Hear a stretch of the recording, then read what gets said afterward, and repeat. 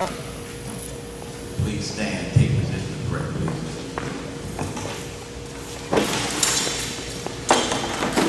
Prayer time.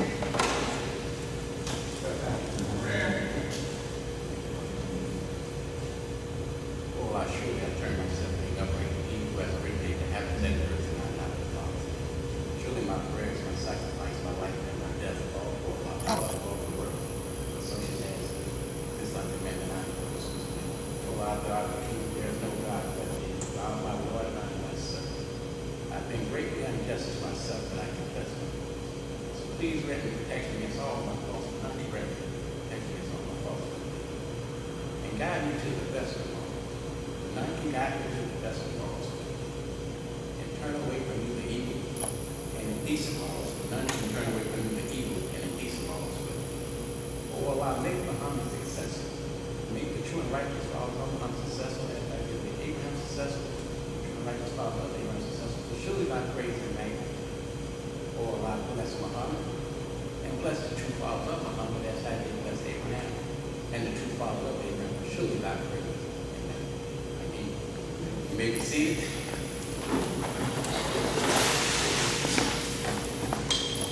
In the name of Allah, the Omnipotent, the most merciful, I bear witness that there is no God but Allah, and I further bear witness that Muhammad is the messenger.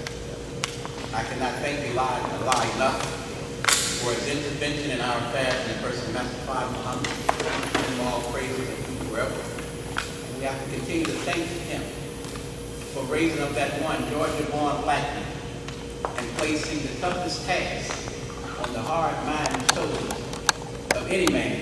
And that's the resurrection of the black man or woman here in America. I'm speaking of none other than the most honorable Elijah Muhammad. And Allah knew the condition of us as a people. And he knew that we needed someone to speak and represent us when we didn't have the know-how to represent ourselves. We are talking about the boldest black man has continued to speak truth to power, till it's knocking falsehood brains out and exposing them all to the world. I'm speaking of none other than the Honorable Minister Louis Farrakhan. I'd like to greet each and every one of you in the green words of peace and paradise by some alaikum. And it simply means peace be unto you. It can't be nothing but a better greeting to meet our brothers and sisters.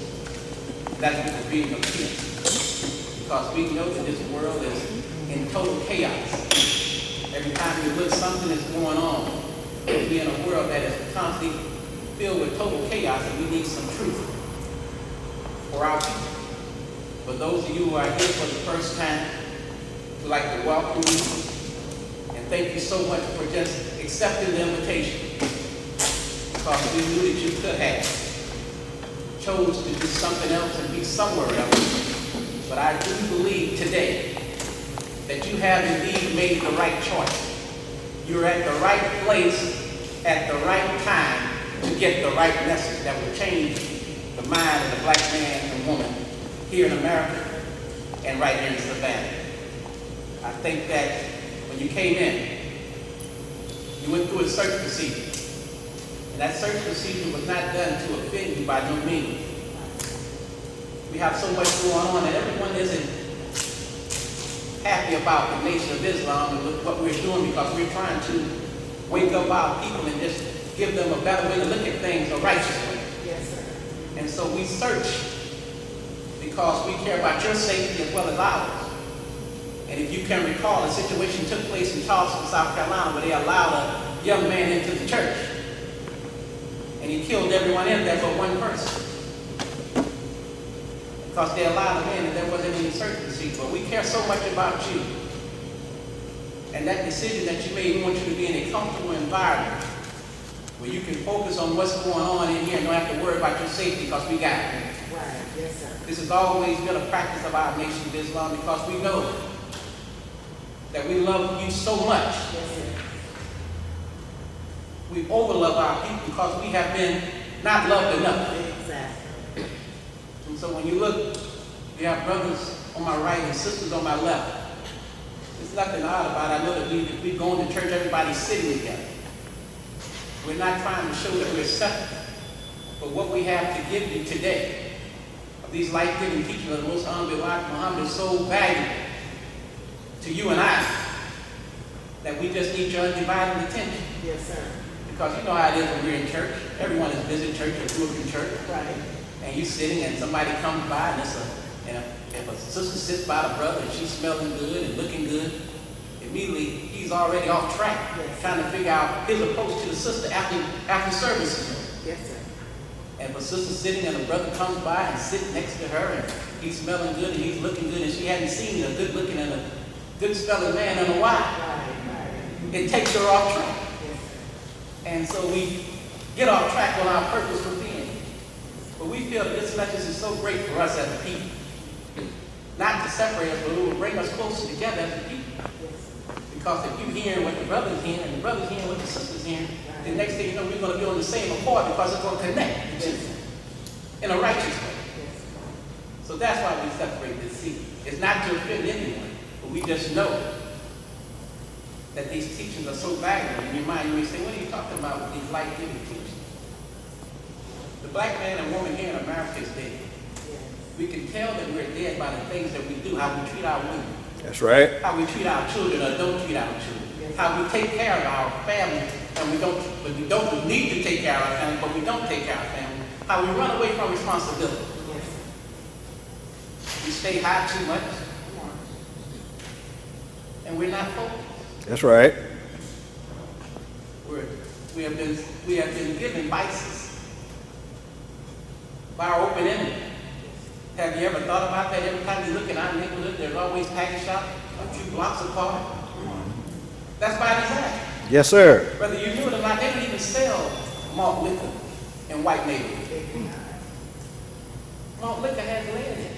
Mm. And they put that on us in our neighborhood because they say that the package shop was a further distance to walk for the black man with that problem. He would come with a solution before he got there. But the package shop is right there. And when we go into that spot and get that alcohol, it's just an escape for a minute. But we come right back to reality of what we face with. Something about this life-giving teaching, it gives the man, it gives us some kind of decency about ourselves. Islam shapes and forms the man into the man that God wants us to be. You are very special, not to us, but to God. To God. Come on. By nature, the black man, our nature is righteousness. That's right. But we have lived, we're living in a world where right appears to be wrong, and wrong appears to be right. That's right. But we have a man today, and I'm speaking of the Honorable Minister Louis Farrakhan, who is constantly traveling all over the world to wake our people up. Yes, sir. That's right. And we are with our minister. And we're out here trying to wake our people up. Because we're at a very critical time in the world today, black man and black woman. Yes, sir. Everywhere you look, if you follow the news, they won't give you all of it. Every time you look, someone is killing the black man and abusing the black woman. And it's the people that they've hired or put on the street that quote unquote supposed to protect and serve. That's right. But they are driving a vehicle of death. Our number one minister is our Final Call newspaper. Yes, sir. And I was reading this article, and please get a copy of this Final Call newspaper. Yes, sir. This young brother was killed at a convenience store in Arizona. He stopped by to get something, a drink, a soft drink. While he was in the cooler, a white man walked up behind him, stabbed him in the back, and cut his throat.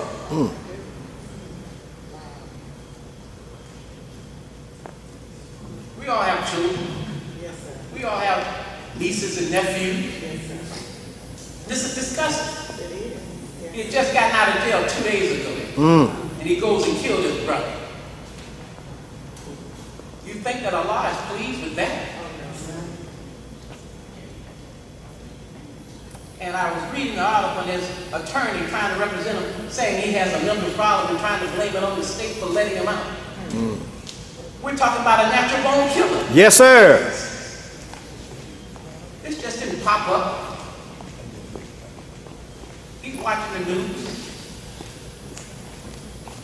And this happens to us. And when want you to read this article in the Final Call newspaper. But we're at the time today, black man and woman, this is the day of decision. That's right. We got to decide today and be real about what decision we're going to make. If we're going to follow God or we're going to follow Satan. But this is time today for us as a people. We've been lied to, miseducated, fed the wrong food, Right, right. given the wrong drink, That's right. That's right. given the wrong God, Yes, sir. given the wrong religion. Yes, sir. It's the damn decision. That's right. Yes, sir. Because when we're out with this paper, our people always quick to tell us not today. As if we got so much time. That's right. We have to decide today, black man and woman.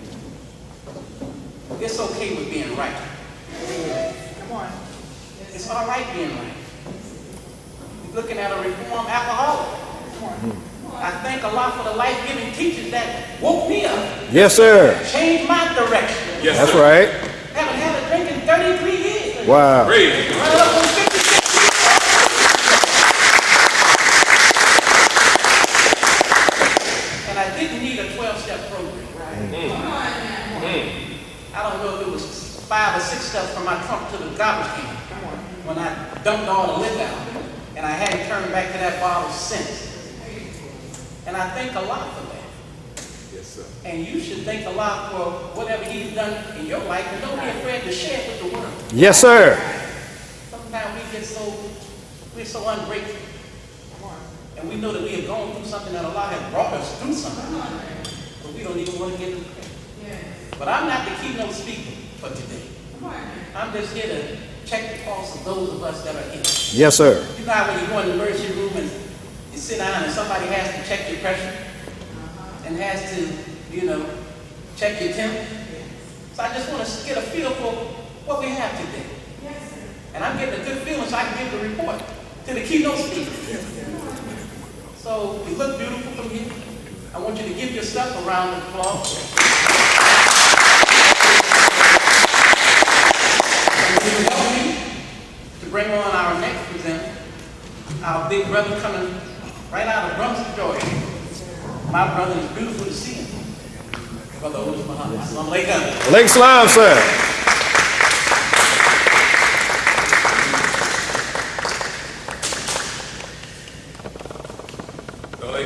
Wa alaikum salam, sir. In the name of Allah, the beneficent, the merciful, we give Him thanks and we give Him praise for His goodness and His mercy to us. We thank Him for Moses and the Torah. We thank Him for Jesus and the gospel. And we thank Him for the Holy Prophet Muhammad of Arabia and the Holy Quran. Peace be upon these worthy servants of Allah. For thousands of years of life would not give us enough time to thank Him for intervening in the affairs of men in the person of Master Farad Muhammad, the great Mahdi of Mahdi Amini, the self-guided one, of the one who comes to guide. And in the name of His Christ, the most honorable Elijah Muhammad, and in the name of that man's greatest honorable minister, Louis Farrakhan, I greet you, my beloved family, the great words of peace. Assalamu alaikum. Wa alaikum salam, sir. Y'all got to do better than that. Yes, sir. See, this is us. Right. It's us. We're here together today. Family, right. It's the black family. It's the black nation. Yes, It's sir. the original people of planet Earth. And we are here today, though we sit right in the middle of a place Right. that despises the thought that you would wake up. That's right. Hate the idea that you would turn back to yourself. Disturbed by the thought that you would reclaim your own God. That's right. That's a problem for Yes, sir. you. See? And so when we come together, acknowledging that this is what we are doing, we should not be tight. Right, right. We should not be aloof. We should realize what's happening here today. Thousands and thousands and thousands of people who understood the story of time and what was going to happen would have, oh, they wish they could have been his day. That's right. But they are not, and you are. And maybe, I guess, as we continue to work, we'll help you to understand what time and day you are in. This is the day that God comes to take the devil's head forever. This is that hour that we're standing in. Yes, sir. And you have to say to yourself, when we come together, we have to have an inner celebration going on. Because Almighty God saw fit to have you here in this town, in this hour. We have so many events going on. Brother was referring to I forget was it Arizona? Arizona. Yes, sir. These things have been going on long before. Yes, sir. The only difference now is we got cameras. Everybody told the camera. Right. Yes, sir. And so we're seeing what's happening. And so if you are kind of disturbed about what's going on, well, it's the same thing as always been going on. That's right. See, with a little different twist. See, understand where you are, family. Today, those who have suppressed, oppressed, depressed, and bothered us forever, they are in something called negative population growth. Right, that's right. What is that? That's when you got way more people leaving here That's right. than you have coming here. That's right. This is not just true here in America. It's happening in Europe as well. Yes, sir. Negative population growth. So what does this mean? This means that as their numbers decrease, they would have to do something very quickly to make sure that it turns around. Yes, sir. Yes, sir. Now those people, the scientists of demography, people who really check out this kind of stuff over expanded periods of time, you know what they say? They say that the Caucasian population has fallen to a point that it is now impossible for them to return. That's right. See, so when you see a man walk into a convenience store and stick a knife in a brother's back and then slit his throat, what's going on there? This is the Hail Mary pass. We ain't got nothing else. We got nothing to lose. We may as well do whatever we can and whatever we please. So you see an Eric Garner get choked to death. That's right. And the weight of how he left here is so devastating on his family. His daughter passed, and now there's another member of their family passed just last week. Toting the weight of how that man left here. And the fact that they let all the officers involved go free. Yes, they did. You got to understand, family, nobody cares about you but you. That's right. That's all. We all we got. This is why when we come here, we shouldn't sit in this environment with what we're dealing with today with, closed arms and looking around at each other like we don't really live. This is your safety. That's right. This is your sanctuary. That's right. You got to acknowledge that. You have to understand something the Honorable Louis Farrakhan put on the front of the final call a couple of years ago in big bold letters. We are At war. at war. That's right. We are at war, family. Now, you can act like you're not at war if you want to, but it's not going to stop your enemy. That's right. It's not going to stop him from acting like he's at war. He knows he's at war. He knows his population count has dropped to a point where he can't do anything about it. That's right. Have you noticed all the Democratic candidates?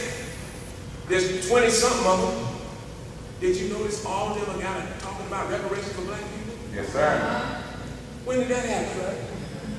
How come white folks now are talking about reparations for you? You know why?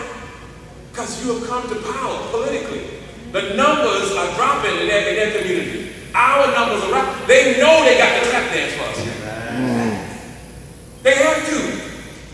And it's only going to get worse for them, but better for us. That's right. Now the question is, what are we going to do about that? That's right.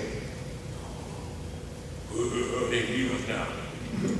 Is that what you're going to do? No. Maybe you should line up with a man that's organizing on an international level. That's right. Maybe you should do that. Maybe you should ask yourself today, does it make sense for me to stay away from the Honorable Louis Farrakhan? Or should I run to him with open arms? Run to him with open arms. You should run to him with open arms. That's right. And so, family, I'm so happy to be here among my Savannah family. Unfortunately, we didn't bring a whole Brunswick clan, but we brought a good representation. Yes, sir. Yes, sir. And we're so happy to be here. And I'm going to take my seat and bring to the podium our good brother, been here working in this venue for a long time. Our good brother, student minister, Darryl Muhammad.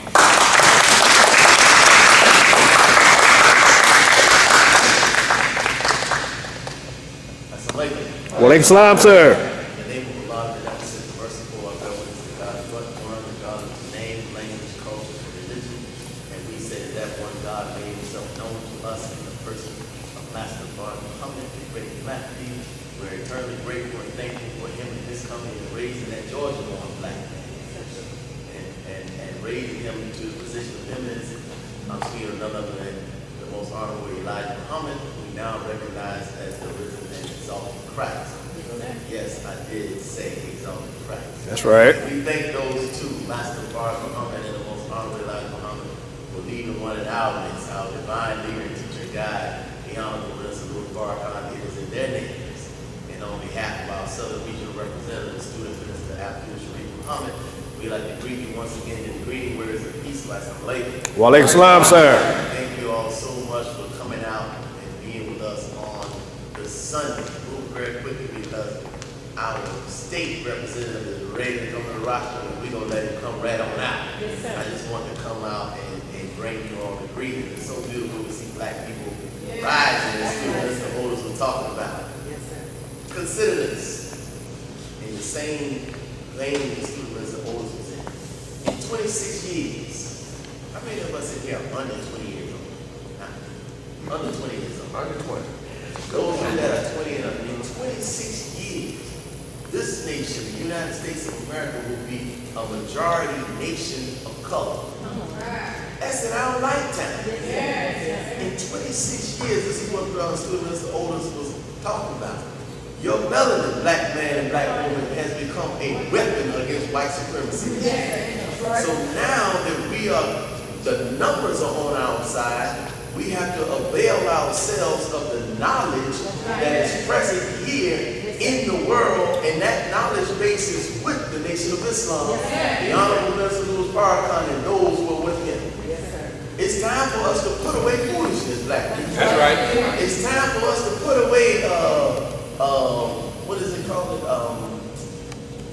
We have the state representative today of the Honorable Minister Louis Farrakhan. He lives in Macon, but he's really from Atlanta. You know, he's really from Atlanta, and he's come with us today to share a powerful word with us. So without further ado, I want to welcome him to the roster. We call him Big D. That's right. Student State Representative of the Honorable Minister Louis Farrakhan, Student Minister Darryl Muhammad.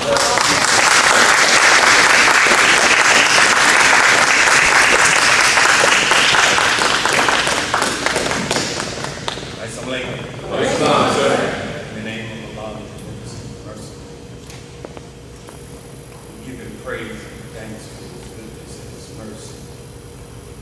I bear witness to the oneness of God, and I bear witness to the oneness of this prophetic community, and I bear witness to the aim of God through Moses, through Jesus, through Muhammad.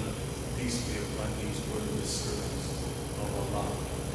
I am a student of the Honorable Minister Louis Farrakhan, and we could never thank Allah enough for his intervention in our affairs in the person of Master Darryl Muhammad, raising our this divine leader, teacher and guide, the person of the most honorable Elijah Muhammad, his messenger Messiah.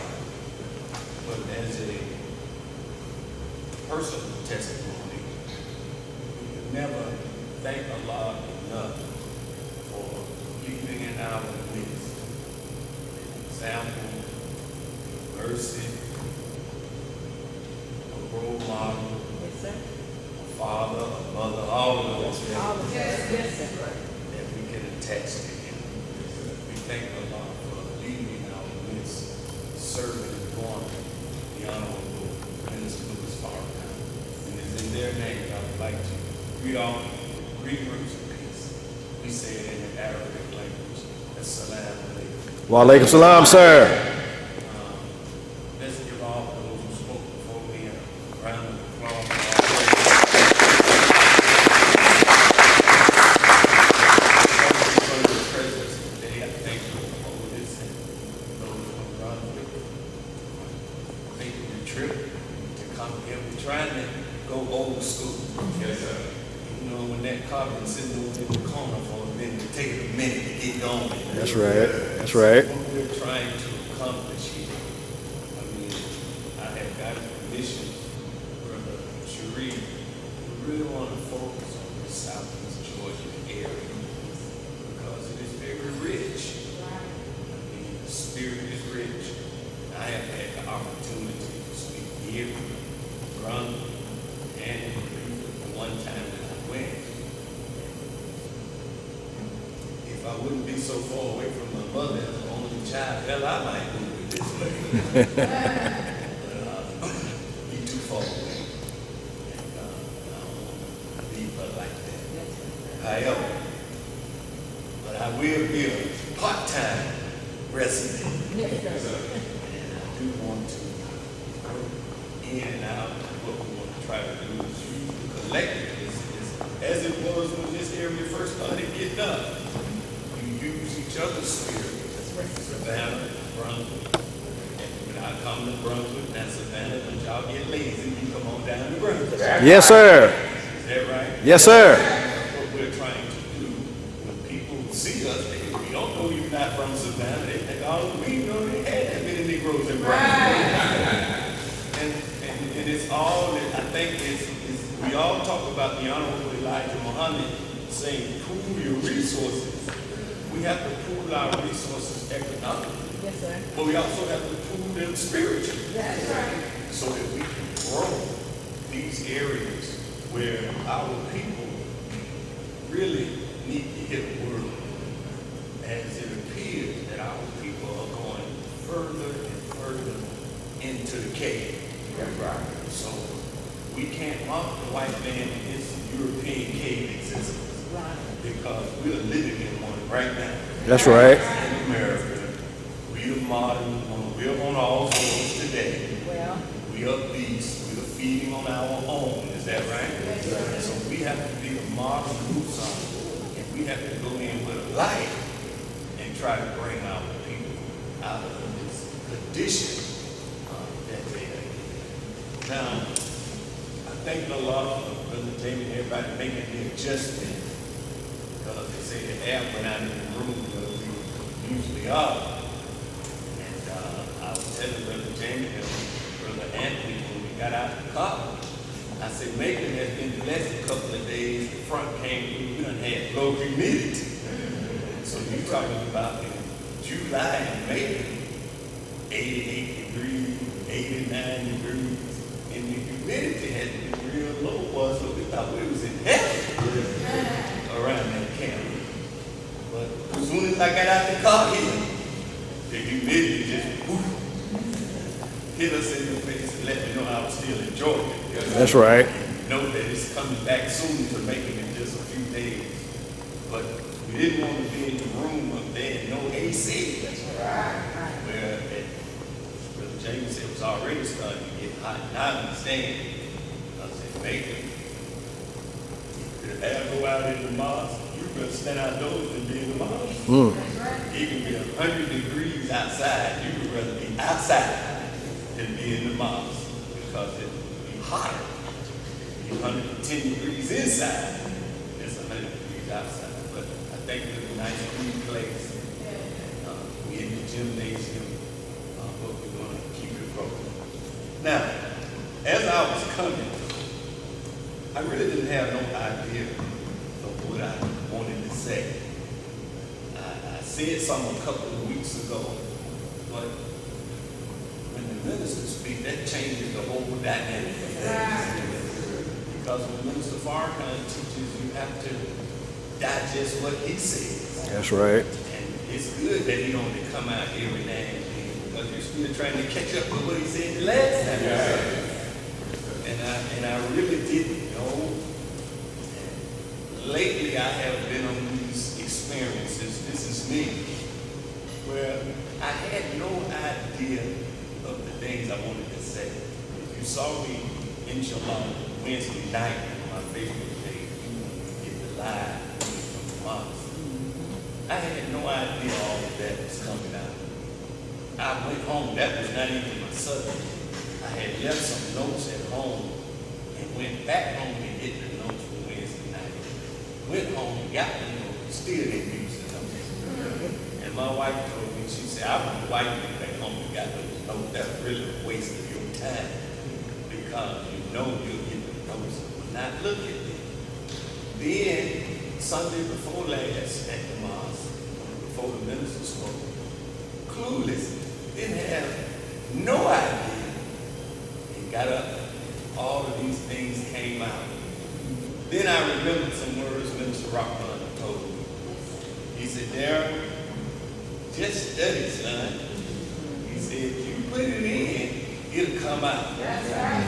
He said, so if you look like you shooting from the hip, you ain't never shooting empty bullets, son, because your gun is always loaded. So you just have to have the right experience. And I went back to a scene. I don't know, some of you probably come look at Star Wars, but I'm a Star Wars fan from the beginning all the way to now.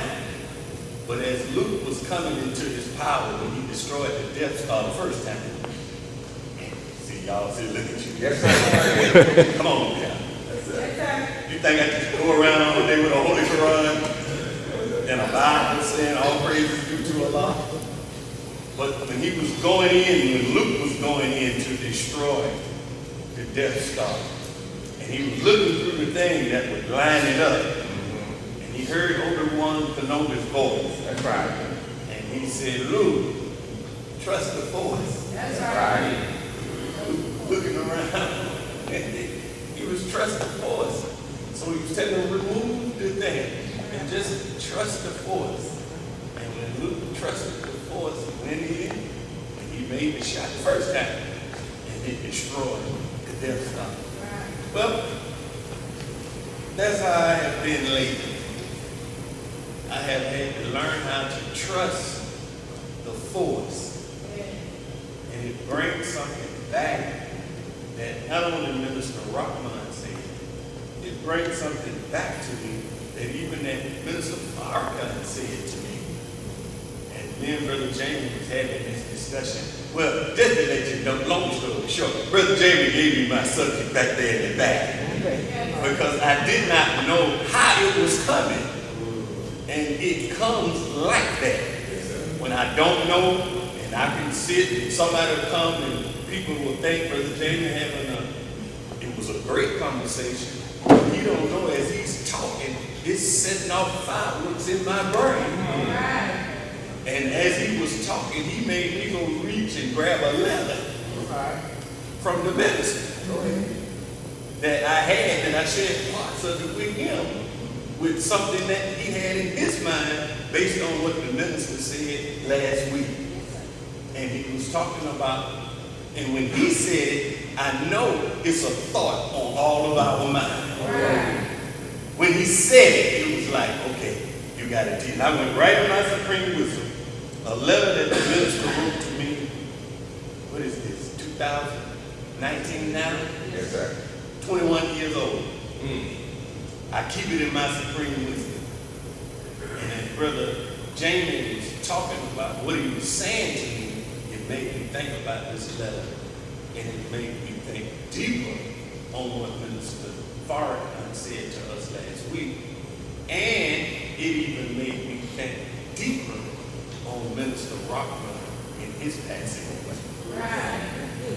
Because even when it comes to Minister Rockman, I didn't realize how much he poured into me until, well, I can't say it took him to pass away from me. Because if anybody been around Macon and you came to Macon, 2 names you're going to hear. Well, 3. You're going to hear Elijah Muhammad, you're going to hear Minister Farrakhan. Those are given.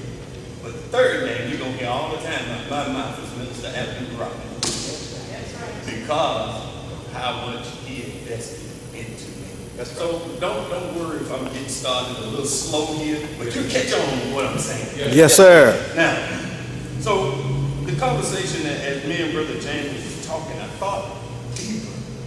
And I thought maybe this could be something a little more spiritual. It might not be rah-rah and all of that. I'm getting beyond that now. Because one of the things that Minister Farrakhan did tell me in 1996, and I was going to share this with the rest of the ministers, and some of them are here now, Brother James, Brother Otis. He told me 4 things. He's told me what not to preach for. He said, number 1, don't preach for women. Because if you start preaching, because women at nature are of God. They're more of God than we are. And when they hear a man speaking God, that man speaks directly to their nature. Especially when it is the knowledge that we in the Nation of Islam share. I was sharing this with the believers in Mecca. I said, this is why it's dangerous, brothers in particular, when you have this wisdom of the Honorable Elijah Muhammad, and you try to represent it to some sister out here who may not have that base of knowledge.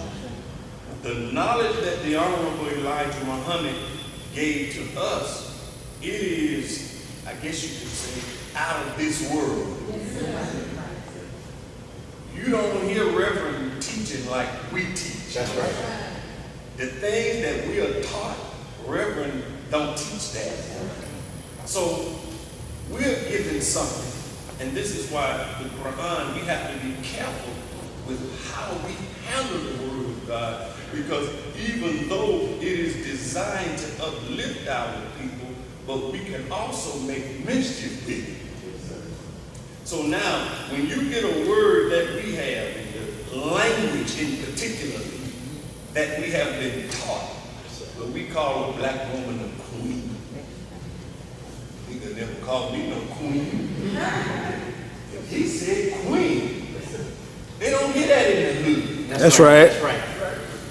They don't hear my black sister, my beautiful sister, my even African queen. So when you talk like that, the second self of God, ain't no sister never heard no black man talk like that. So she's immediately attracted because that's different from what she is. That's right. Now, but if your motive is wicked, then you can use that language to manipulate sisters thinking that they'll be thinking that you're teaching them Islam, but you're actually teaching them Islam. Say that. Notice I said Islam. Yes, sir. Meaning it's your version. And then when they finally come to the mosque and hear it for real, and they say, well, what you've been teaching me ain't like what they are teaching. So I hope you follow what I'm saying. Yes, sir. So you cannot teach for women. Then he told me, he said, do not teach for applause. Because people sometimes preach because they love the drug of lyrics. So that can never be your motivation. Then he said the 3rd thing, which might be number 1. He said, don't preach for money.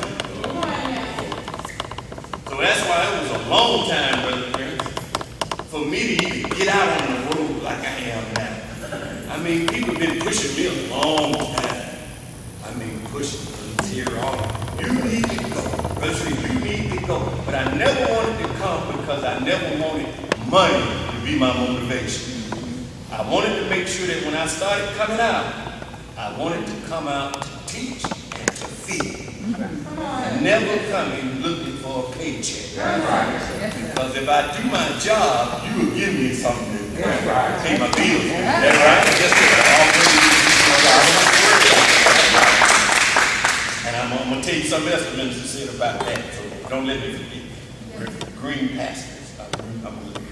Well, let me go and say it now. So he told me this in that same meeting. He said, if you go and teach the people, and he was talking about the mosque. Now, mind you now, Brother James, I ain't over no mosque. And he's giving me instruction on things I need to do in the mosque. I was Minister Rockman's assistant. That's when Brother Jamil was down for a little while in Atlanta. I'm his assistant. And Minister Farrakhan talking to me like I'm over a mosque.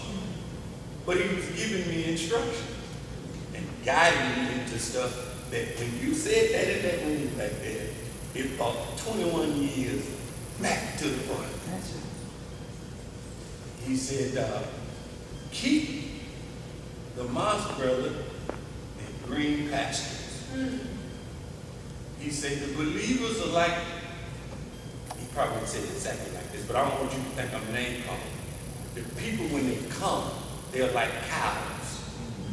And he was talking to me about the second surah of the Quran, entitled Cow.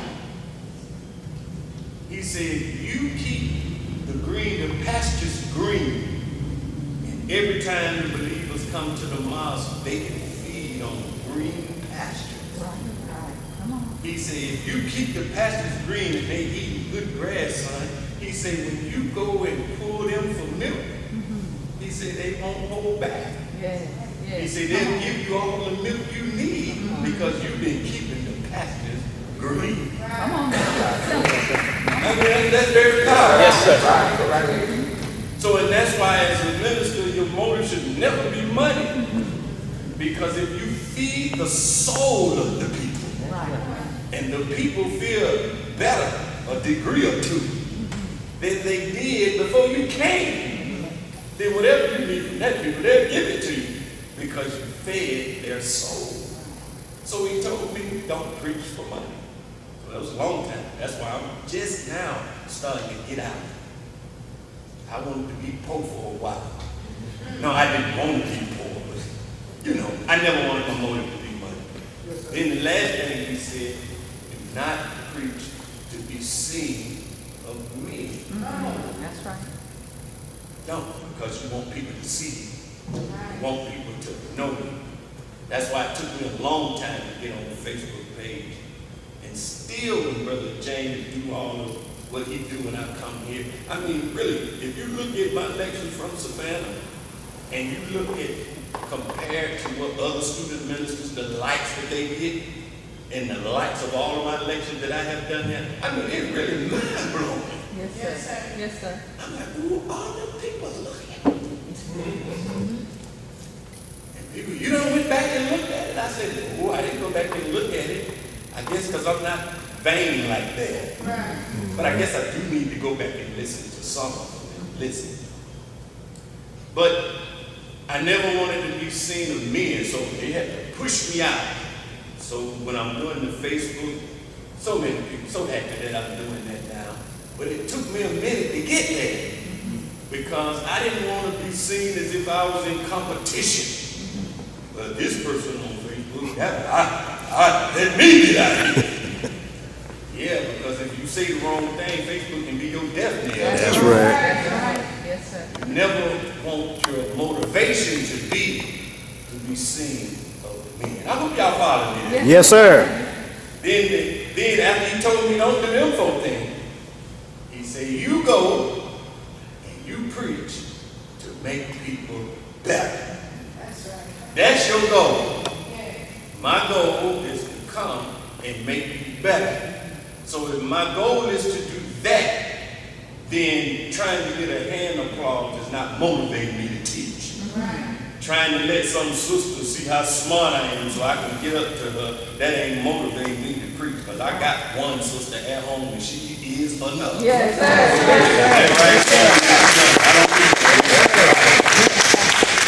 I teach you how to go find you a FO. I ain't nothing I can do for you. Nothing! I'm like Flavor, I can't do nothing for you, man. I know some of you didn't listen to me. So my objective is to make you better. And so when Brother Jamie had this conversation back here, it brought it to mind. And it helped me. You don't know how he helped me. It helped me to understand something that I've been thinking, something that I kind of knew, and something that I've been ticking up on it, but he put the nail in the coffin. And then he remembered something that Brother Ray said that I had thought about till he said it. He said, you think I don't be listening, but I've been listening. And so it brought all of this into one. And we'll see how Allah make some sense. Okay. Now, there is a conversation here. And it is something about life that we have to learn. The minister teaches us that life and death are companions. That's right.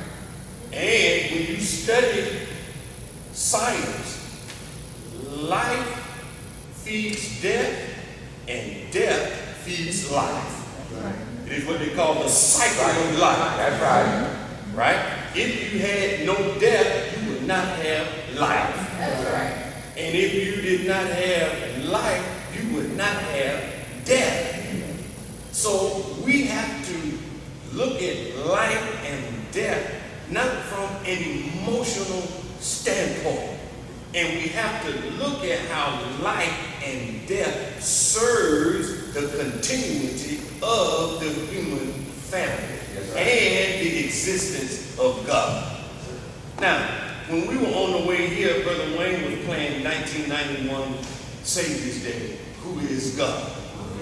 That's a powerful lecture that everybody knows. Now, in this lecture, Minister Farrakhan is expounding upon and trying to let us know that God is not a spook.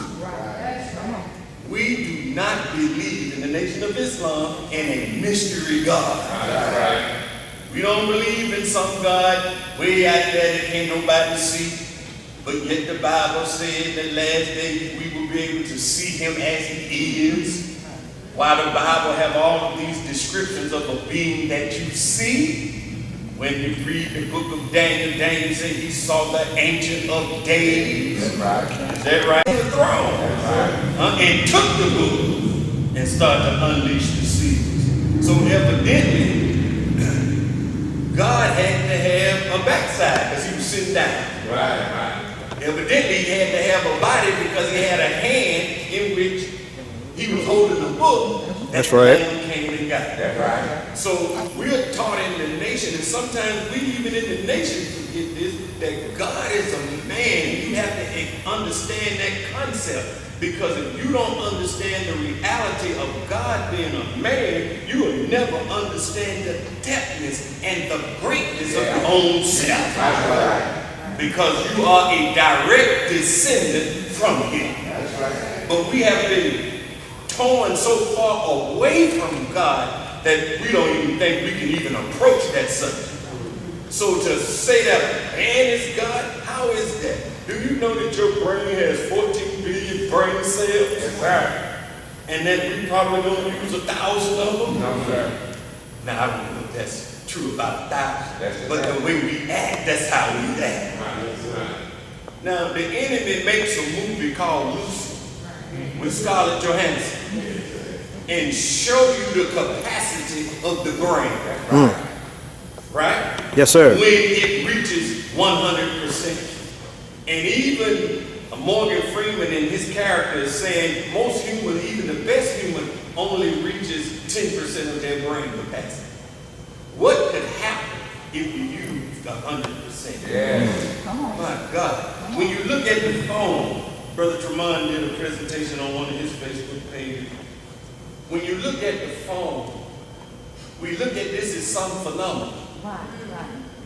But your brain has the capacity to do the same thing. That's right. It does. Your brain has the capacity. Your brain has the capacity to pull up images, having to in the middle of the night when you sleep, you go places and pull up images in your head just as clear. Right, right. That have everything there, all of the people there. Is that right? All of this is coming up out of your brain.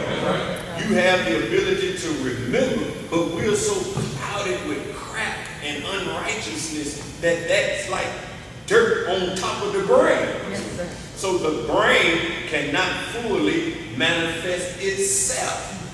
But when you look at this movie, when the woman got to 30 to 40%, she was able to control the atmosphere. That's right. She was able to stop things. That's Is that right. right? Yes. And you will look at that and you will say, oh man, that's spooky stuff right there. But all of us right now, you're breathing molecules that you cannot see, but they are there. They are visible, but we just can't see them. That's right. And if we learn how to control the atmosphere that we're working through one day, we will be able to tighten up that atmosphere and you'll be able to control it. With the thought of the mind, but that means you have to be in harmony with the atmosphere. And be in harmony with yourself. I hope I ain't spooky now. No, sir. Is that all right now? So this is why we can say that God, this is just a little example. God is a man.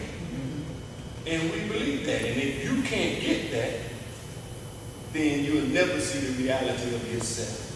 But yet Christians will say, Jesus was God. I had an argument with a fellow. I said, well, what's the difference? You well, man, y'all believe in that man, Farrakhan. I say, well, what's wrong with that? I say, don't you believe in that man, Jesus? Well, Jesus was different. He wasn't a man.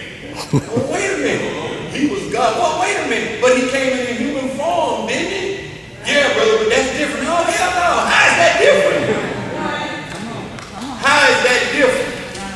You believe, you get mad at us for believing in our man, who you think we say is God, but yet you want us to accept you believe in your man, whom the white man has told you is God. Is that right? But evidently that God done overlooked the black community because we're still in a hell of a condition. He has not changed the reality of our condition. You need to find somebody else besides that. That's right. That the white man represents to us. So that is a profound knowledge that even us as Muslims in the nation need to take a deeper drink of.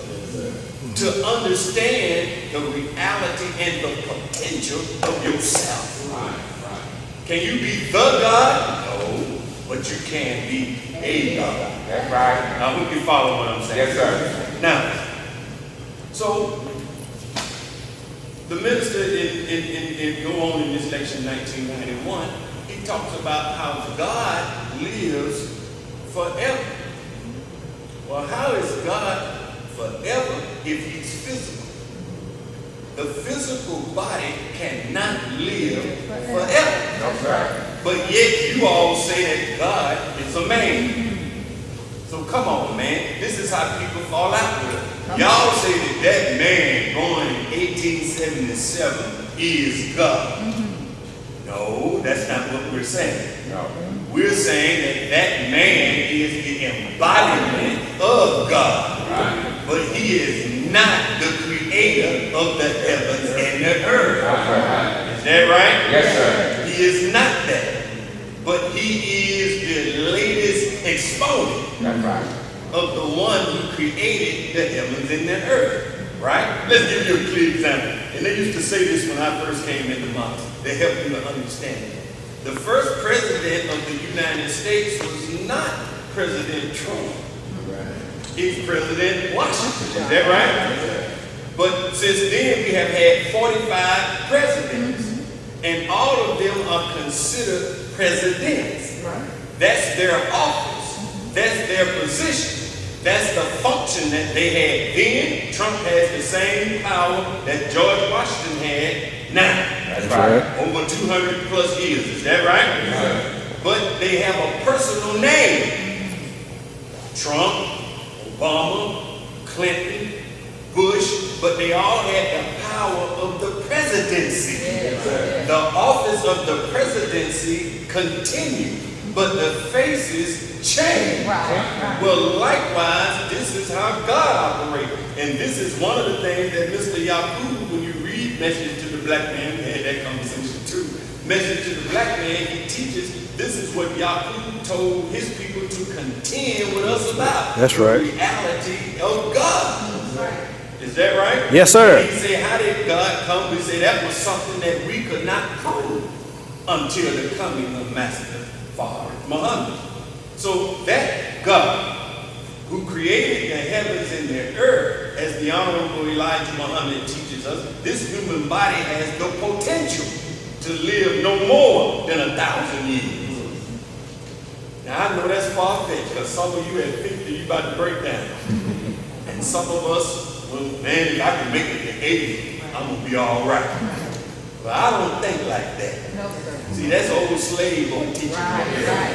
I don't think like that. I'm 54 in a few days, and I feel like a young man. Yes, sir. Yeah, right? I'm probably, Brother Jamie, in better physical condition now, almost than I was when I played football. I know I'm strong because I ran from the weight room then, and I run to it now. So no, I'm not accepting this, you old thing. Because the Honorable Elijah Muhammad, again in that great book, Our Savior Has Arrived, he said that Master Father Muhammad told him that he would reverse our behavior. That's right. Back to almost the age of 16. That's right. That we would have the virility of a 16, the vitality rather, of a 16-year-old. Oh my Lord, that's what I'm striving for. Is that right? Yes, sir. Because when I was 16, eating pork and drinking, I could run all day. That's right. We run whole court here all game after game after game. So can you imagine how I could feel with no pork, with no alcohol, with no neck bone, with no collard green, with no chitlins, with no ham hock? None of that in my system. Can you imagine? So if that's something the Honorable Elijah Muhammad said, that is something we should strive for. That's right. So he said, we'll start on this wise by eating one meal a day or one meal every other day and eating a better food. That's right. And of course, thinking right. Yes, sir. And we could slow this thing down. So me and Sister Kimberly have made a pact. All right, now we got to see 150. May not get there, but our thought is there.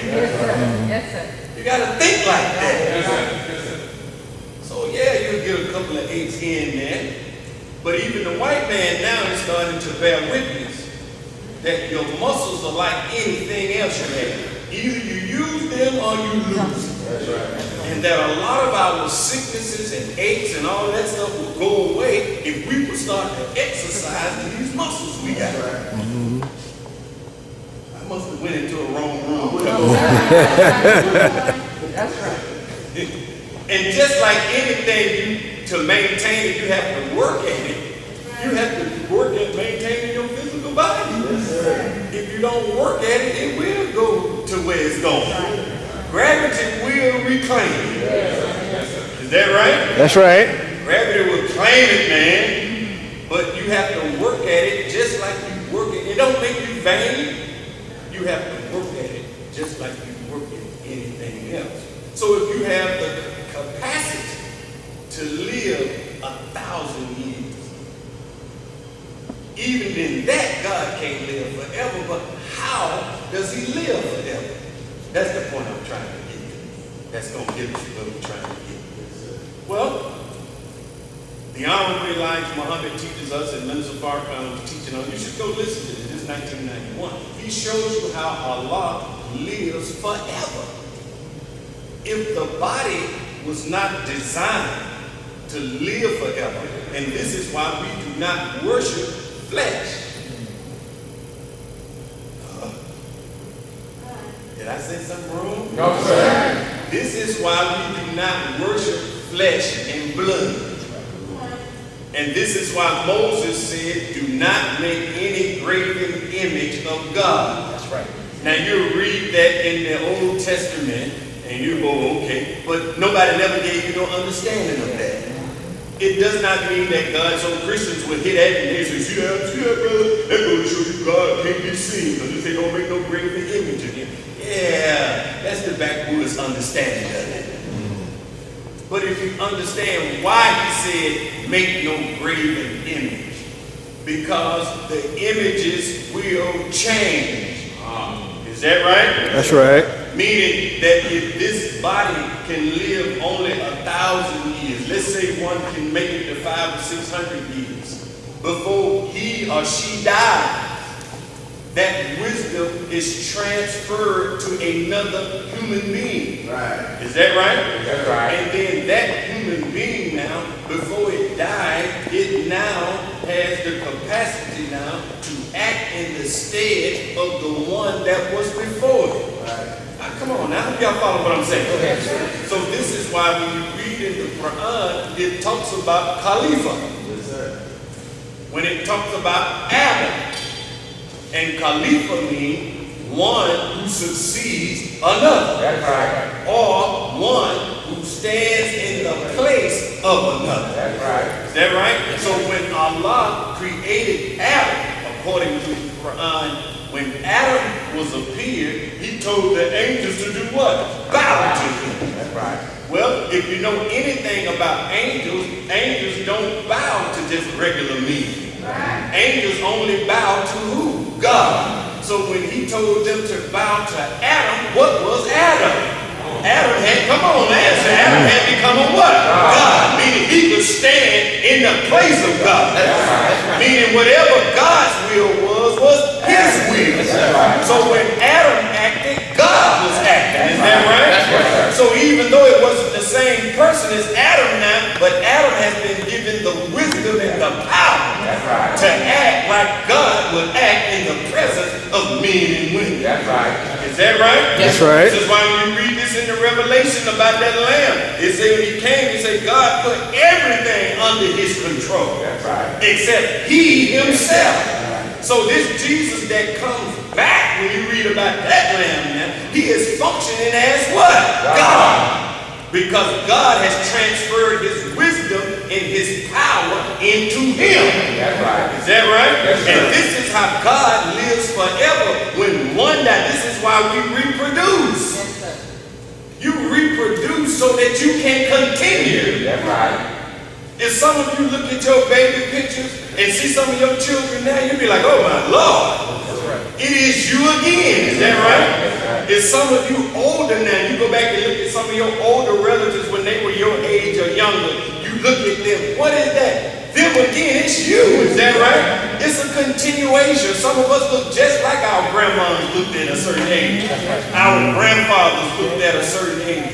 It is you and me continuing through time. That's right. And this is how Allah lives forever, because before one dies, he imparts that wisdom into another. That's right. And the wisdom of God. So we don't worship flesh and blood. that's right. We worship the wisdom of God that is housed and manifested through flesh and blood.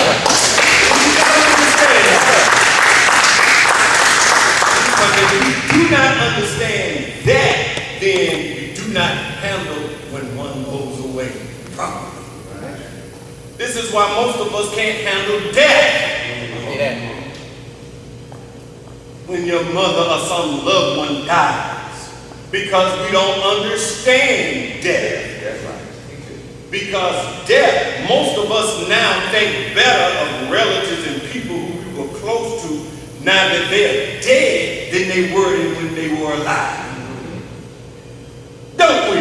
Yes, sir. Why? Because you no longer have the veil of their physical being being and their faults and all of that for you to think about now. You can only think about the best part of them, the essence of them, the best part of their being. And sometimes it's hard for us to get familiar with that because we get stuck on physicality. Yes, sir. Yes, sir.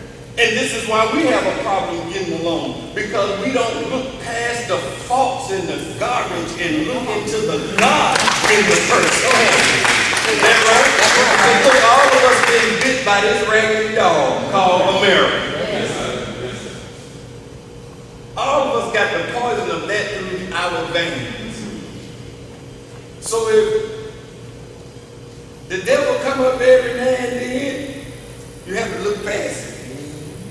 And you have to continue to look for the best part in each other. However, I hope I'm not boring you. No, sir. However, this is how God defeats death.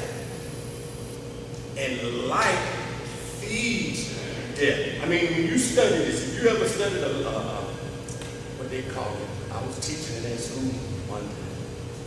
I guess you can call it the cycle of life. If you start from the base of life, you look at worms and all of these things that's in the ground. You look at grass and things that herbivores feed on. But then you have the, what you would call the herbivores. What's the one that eat carnivores?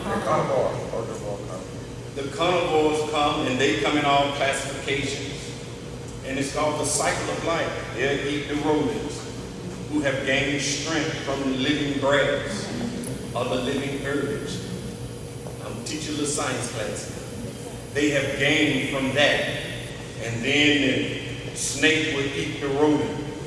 Then the hawk will come and eat the snake. That's right. Is that right? Yes, sir. I'll just give you a simple picture. Go right ahead. All right? Then if it's nothing bigger to kill the hawk, it's the apex predator. Then when it dies, it goes back into the ground. That's right. It feeds the ground. It feeds the worm and the maggots and all of that are in the ground, That's which right. enriches the earth. That's right. Which enriches the soil. That's right. Which enriches the plant life. And then that cycle starts all over again. That's right. Is that right? Yes, sir. So without life, you would not have death, and without death, you would not have life. That's right. Is that right? Yes, so sir. it's the same thing in our cycles if we were more astute. Some of us cannot come into our being until sometimes certain parents and stuff pass away before you. That's right. Because sometimes we become like leeches to people, like our parents. We never try to learn the lessons that they tried to teach, as long as they were there teaching the lesson. Is that right? That's right. As long as you could always go to them. Right. All right? So if my mother was my cash cow. And as long as I knew my mother was going to give me some money when I got in the tight, I ain't never thought about how to save some money, put some aside for another day. Is that right? Because I always knew I could go to her. Right. But when she passed and she didn't leave me the money, now I got to think of how I am going to create cash because my cash cow is gone. So it's expedient for your mother to go. That's right. So that you can learn how to make money for yourself, and she made it to give it to you. That's right. But you never was that as long as she lived it. That's right. So her death in that capacity fed your life in another capacity. That's right. That's your life. Come on, everybody all right? Yes. See? So you can't have one without the other. And if you don't understand one, you don't understand the other. Is that right? Yes, sir. See, your mothers or parents have reproductive organs. And it is only to reproduce themselves. So you heard Mr. Farrakhan last Sunday, if you listen, he said, we are all part of a link in a chain.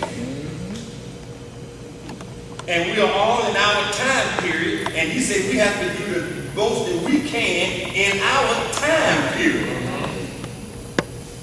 Now, for any of us who are Muslims think we're going to have total liberation in our living days, you done do something wrong with you. It took hundreds of years to put our people in this kind of condition. And it's going to take hundreds of years to get us out. But you and I have to start the process. Remember, Yaqub only lived 150 years. That's right. But the wisdom and everything that he left, his people had to take that on for another 450 years until they produced what he had started. But he never lived to see it. So him and all of his people were part of a chain. Come on, now I hope you follow that. Of continuing something. So likewise it is with us. All of us are a part of a chain. And so we have to learn how to look at life. We have to learn how to look at death in a way that it does not spook us out. Where we can understand where sometimes somebody leaving you is expedient for you. Yes. That's right. So that you can grow into what you're trying to become. That's right. Let's give you another example from the animal world. That's good. See, God is all around us, and you really don't need no book if you were more observant of life in nature. Because Allah manifests Himself in life in nature. So the Honorable Elijah Muhammad said in that great book, Message to the Black Man, he said, if your religion is from God, it can be proven in the universal order of things. Right. Meaning that the universe will bear witness to your God. Because God is not disconnected from the universe. Right. The universe is not disconnected from Him. Because God is not only a religious man, which the enemy doesn't mark it down to, but God is a scientist. Yeah. God is the creator of all things. That's right. So everything in creation bear witness to Him if we knew how to study it. You don't even need no book. Just study a worm, and a worm will bear witness to God. That's right. So we look at this in nature. I like the cheetahs in particular.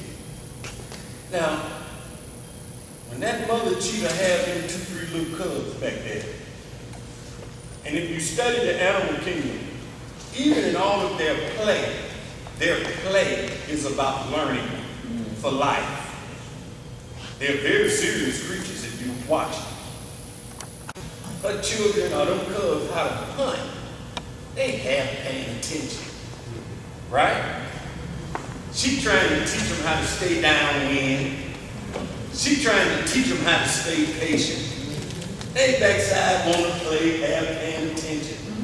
Because they ain't worried about really catching no food because mama gonna catch the food. Right. You know, they ain't worried about that. Mama got milk, we'll drink some milk.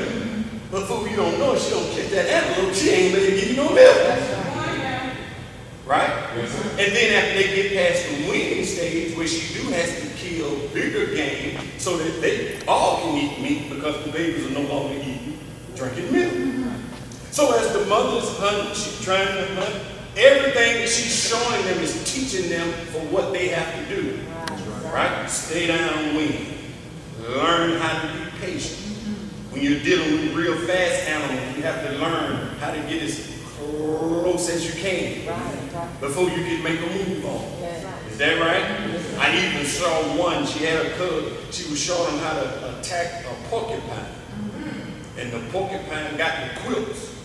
But the lesson is, you had to learn that they had to get it from on the bottom, where it don't have no quill. You have to come and grab it. You know, but they have paying attention. They have paying attention. Don't know the day is coming now when mama gonna either die or she's gonna get in heat again and she's gonna run you away. That the day you're gonna have to be on your own. So you really need to pay attention. Y'all follow what I'm saying? You follow what I'm saying? You really need to pay attention. And so when they move and all of a sudden get impatient, then mama loses the kill. And then she pissed, she chastises them a little bit, and then she go on. Well, what is all she's trying to teach them? I'm trying to teach you survival skills. I'm trying to teach you how to make it. I'm trying to teach you what you're going to have to do because you're not going to have me always. That's right. In order for the species to survive. So animals even know. When you go outside your home today and see a squirrel, know that that squirrel ain't the same squirrel that was probably there last year. Know that that squirrel is not the squirrel that was there 10 years ago. Think about when this area, before it got developed like it is when the Indians were here, the Native Americans. Them same squirrels running around here then. Right? But when you see them, when you look at that, you know that ain't the same squirrel that was here when they were here. But that squirrel today is doing the same thing that that squirrel is doing. It is not doing anything different other than its nature. I'm trying to paint you a real scientific picture because I'm going to go somewhere now, and some of us ain't quite ready to go, but we're going today. Yes, sir. That's nothing, but you see the squirrel doing the same thing. You see that wasp nest up in the corner? It ain't the same wasp that was up there last year. That's right.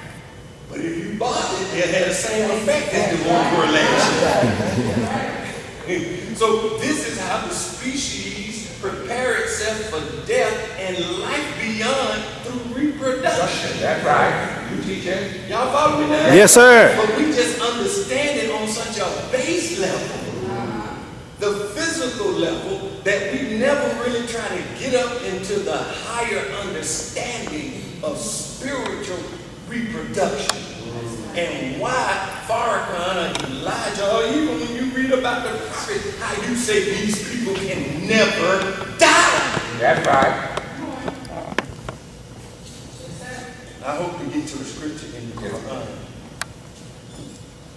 that I was going to read. They had gave me something to say against the Rahman Janazah. Because everybody, you going to say something? Oh, no, I ain't got nothing to do with it. But I had my scripture in my back pocket. I was sure ready. Or something that, inshallah, hopefully we'll see what time. We got time. Time. Really? Okay, let me try to break the 747 down from 40,000 to at least 20,000. Yes, sir. Yes, sir. So, the leopard cub have to learn. Yes, sir. But even when the mother put them out, they still hadn't quite learned. But in order for them to become proficient at the skill now, they have to get away from their mother and get on their own. They have to learn who their enemies are. Yes. See, the mother is teaching that too.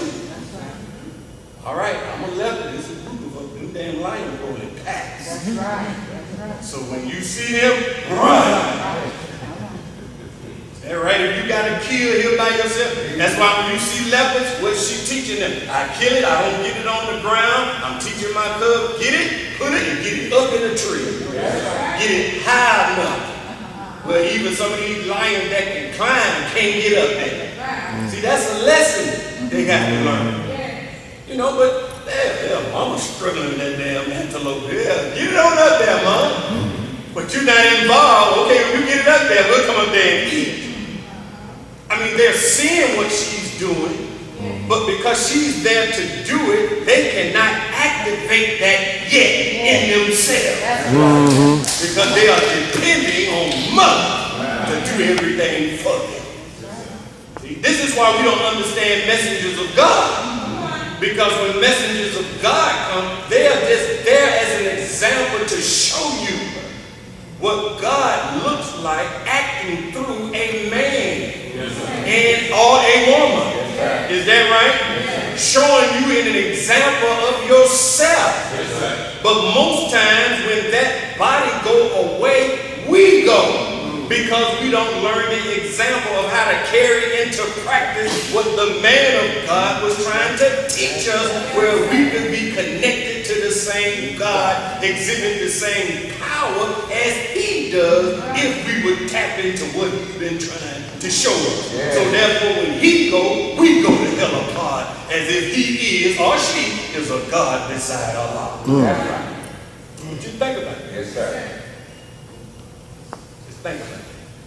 All this come out of Brother Candy talking back there. So, when the mother say, okay, y'all 3 years old now, I've been feeding, that time you go. Too big for you to feed.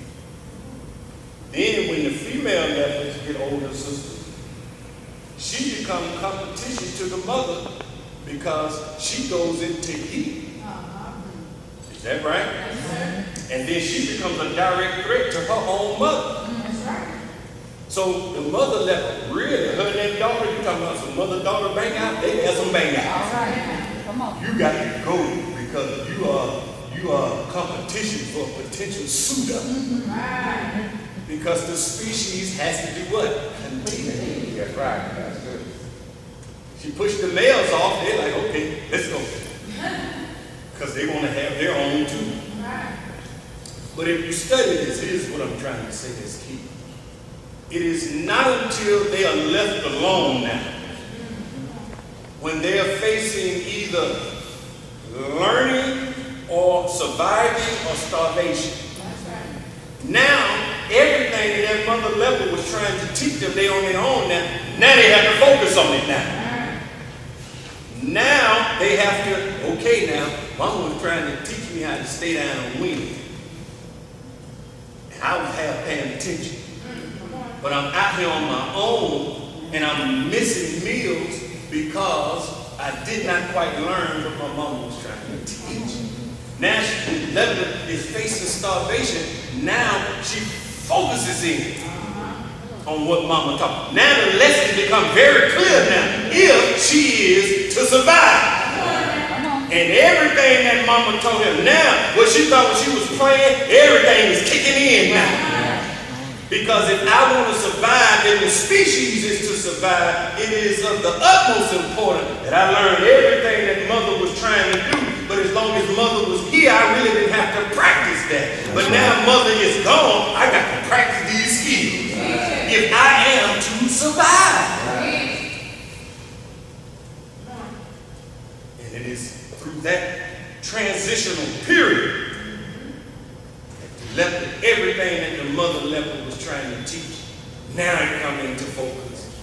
And now they start to become a master of it, but they never could have done that as long as mother was there. Now why am I teaching on this? Now, the minister said something to us last week. He said, I'm teaching. You all gave me my subject to teach because I don't want you all to fall into idolatry.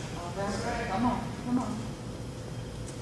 Then he mentioned this. He mentioned Jesus' words. This is why Jesus was telling his disciples, it is expedient for you that I go away. For if I go not away, the Comforter cannot come unto you. That's right. Now that got many levels to it now. That got a whole lot of levels to it. But let's take that person. See? Jesus was trying to tell his disciples, it is expedient you, that I go away. Why? Because as long as he was among them and they had him to depend on, they could call him, they could check on him and get answers from him. That if they would have had a relationship stronger with the God and followed the example exactly how Jesus followed the example, they could have been able to do the same thing.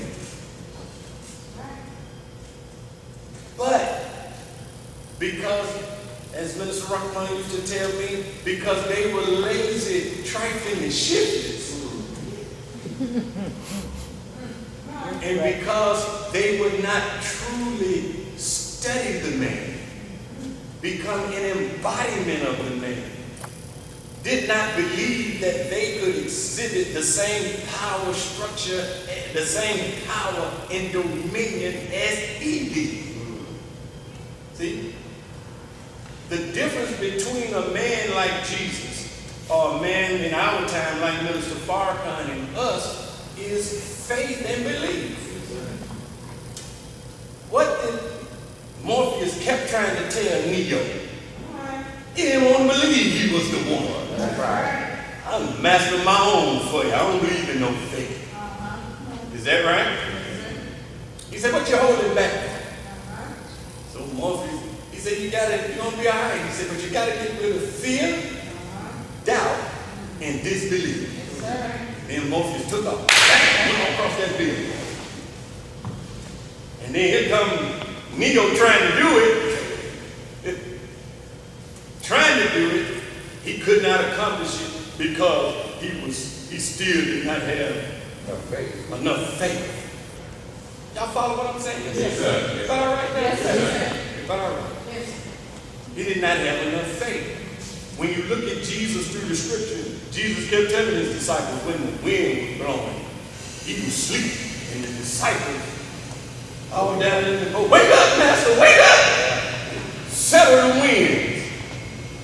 And what was the first thing that Jesus told them? Oh, ye of little faith. Huh? Then before Jesus, as he was preparing to go, he would say,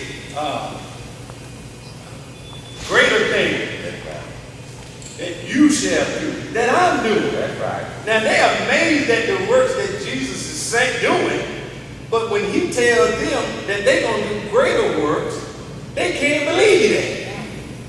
Because they see him, and he is doing this, so it makes you lazy, and then you don't have faith in yourself that you can do it yourself. That's right.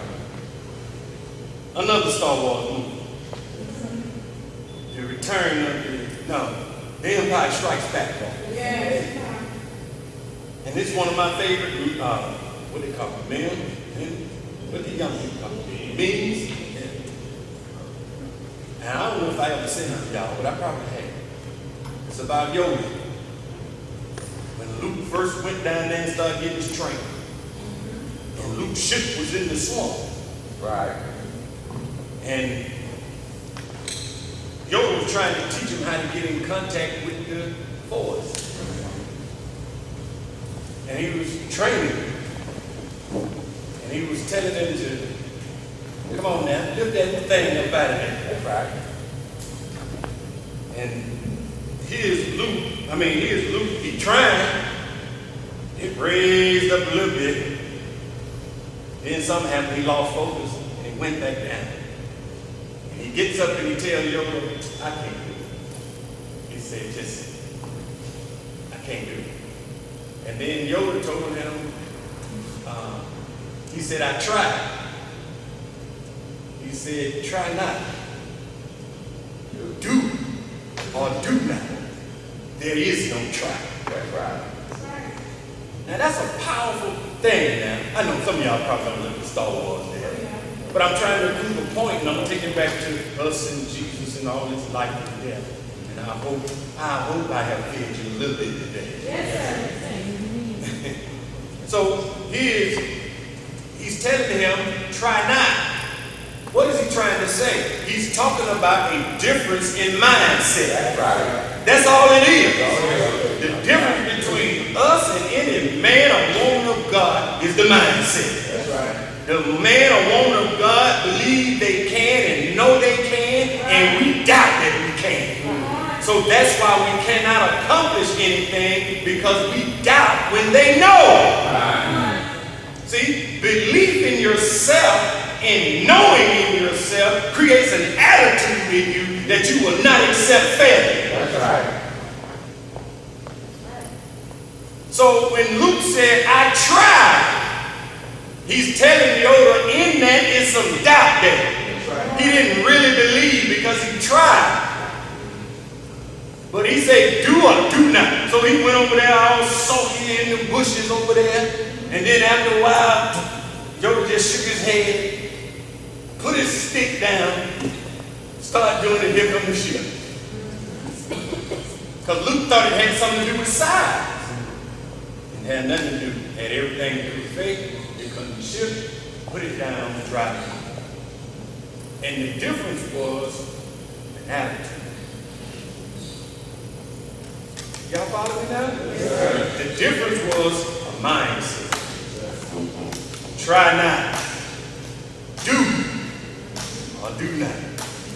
There is no try. That's right. See, so the reason even in our personal life that we cannot accomplish things is because we try, we don't do. Do you hear me? And we think try is all right. No, try is not all right. Do. When you have the mindset of do, you get it done. That's right. That means there ain't no doubt in your mind that's there. I tell brothers about the final call. What's the difference between a man on the corner right here? You can't sell but 2. On the same corner, he can sell 50. Well, that man that sold 50, you can't sell but 2. Does that man believe that he can? That man know that he can while you out here doubting why I'm out here. I can't do nothing. So you give off energy from your body. Listen, and your energy either repels things from you or it brings things towards you. Because of the mindset. So Jesus and his disciples, the disciples really, they looked like believers, but they really didn't believe. Even though they saw him do it, even though he had put all of the God in them, they still did not have confidence in themselves that they could do it. Everybody all right? Yes, sir. So he says, it is expedient for you, I go away. Right? It's expedient. Well, they're okay, I got it. Well, what does all that have to do with what you're trying to come to the point to?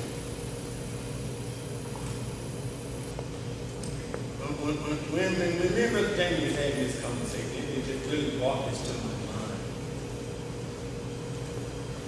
Look, brothers and sisters, we're going to have to get beyond. You all know, and we know, that Minister Farrakhan has run through the desert. That's right. See, he said it last week. You can't be calling out the man Jesus and then you don't tie him to all this other stuff. That's right. Because if you want to say he is that in our time, but yet you got to remember now, some came with that Jesus in this time. And he says the man told him, well, I'm waiting for the crucifixion. Is that right? And now, as Minister Farrakhan has said, and some of us see him with his age and our faith now, what we gonna do when he's gone? Well, what the hell you mean, what we gonna do? That's right. See, now you're in the position now of the baby left. Either you gonna survive or you gonna die. That's right. And he's showing you an example of how to live. Right. He's showing you an example of how to live a life of God, a righteous life, a fully committed life to God. And you can do everything that he's doing and then some. He is the example of what God looks like in a man and a woman. That's right. Showing you and I our potential, our capacity, and what we all can do. But if we are an idol worshiper, That's right. we can't do it. What are we going to do? You know, Brother James said something key. He says it's good when you know he's present, even though if you don't come, but he's present.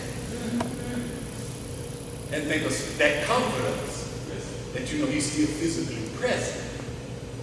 Well, we have to grow beyond that. Right? Now, this is a good question, Brother James. I mean, because if he said it thinking about it, not that he was down, he just brought it up in conversation. I know that's where all our minds are right now. Am I lying? No, sir. What we gonna do?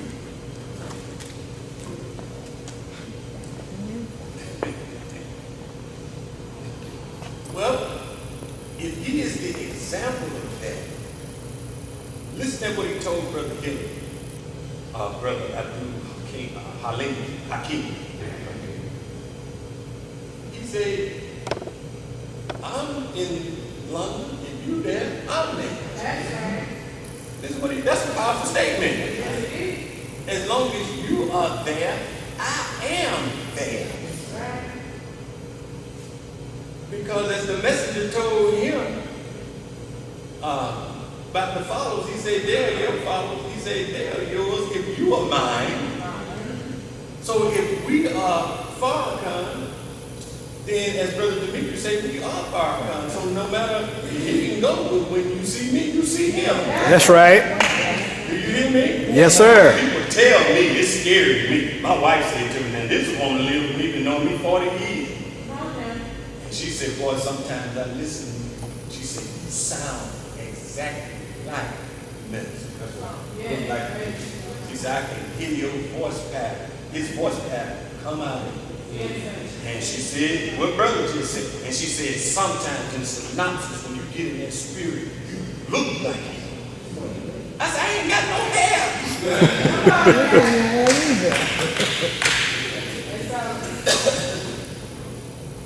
Now, what are they saying?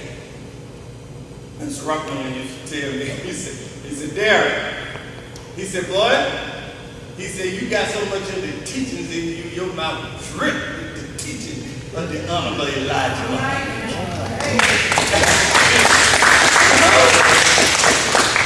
And really, all of us, listen, we really do not know how implanted Farrakhan is in us. It's just going to take some conditions to bring it out.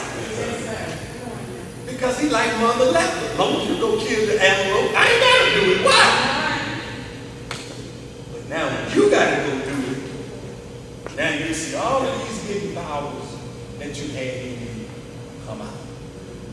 I hope you follow what I'm saying. Yes, sir. So I taught at a church at a funeral one day. But I was at the memorial place.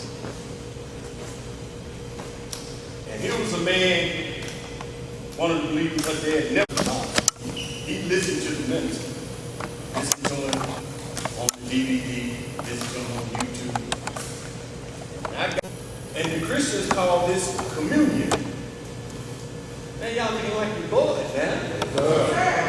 I hope you're following me now. Yes, I mean, I told you this is going to be a little deeper spiritual next. Everything can't be clapping your hand every 5 minutes and you ain't learned nothing I said.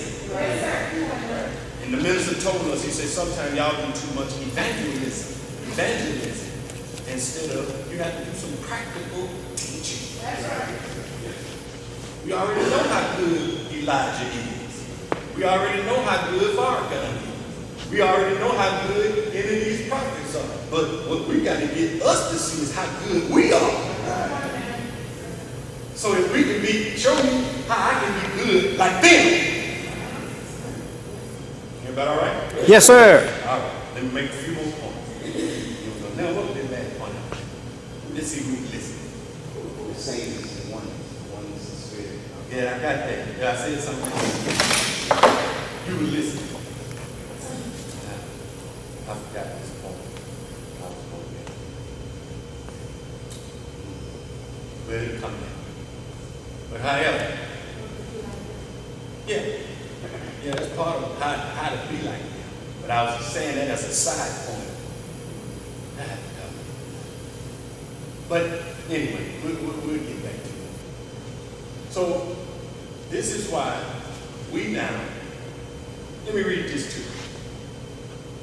This is from the second surah of the Quran. Maybe this will say, I'm trying to say the nutshell. Now when Abraham, not Abraham, Jacob, when Jacob was getting ready to depart, listen to what he told him. He asked his sons. Yes, sir. Yes, sir. This is, if they hadn't let me say something, Mr. Rockman, now this is what I would say. And listen at this. And it says, well, let me read this. It says, when his Lord said to him, submit, talking to Abraham, he said, I submit myself to the Lord of the world. And the same did Abraham enjoin on his sons, and so did Jacob. That's right. O my sons, surely Allah has chosen for you this religion, so die not unless you are submitting one. Or, check this out, were you witnesses when death visited Jacob? That's right. Come on now, we got to grow with this Yeah, now. we definitely did, Jacob. No, sir. When he said to his sons, That's right. see? Really, this is Mr. Spark I'm talking about. That's right. No, sir. Who you gonna serve? We cannot become idol worshipers. That's right. We are no better than the Christians when they idolize Jesus. That's right. Jesus didn't tell a soul to worship him. That's right. He said, follow him. That's right. Is that right? That's right. Nowhere did Jesus in the Bible tell them to worship him. He said, follow him. That's right.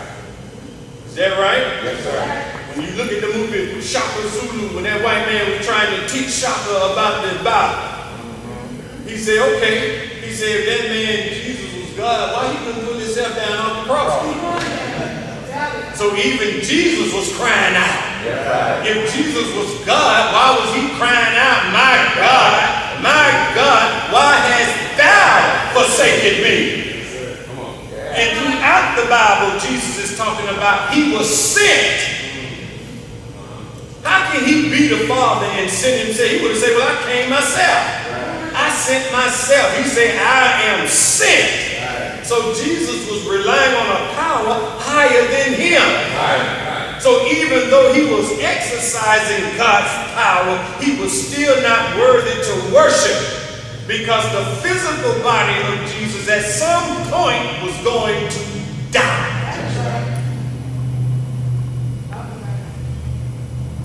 What you saying, brother? He's saying, Mr. Parker, I'm going to die, but I'm trying to tell you what he's trying to prepare our mind for. Or any Christian, where we got to get our thinking back. You got to get back to the man, the mind of the being who made Jesus who he is. You got to go beyond Jesus. Right. But Jesus gives you an insight into who you can be. Come on. So listen to this. What will you serve after me? It is. Yeah. What you gonna serve? The God of our Father. What I'm gonna serve? What we gonna serve? Yeah. The hell you think Elijah and Fargo been right here doing for the last 80-something years? The God of our Father. That's They said, we shall serve thy God. right. See, that's how we got to be.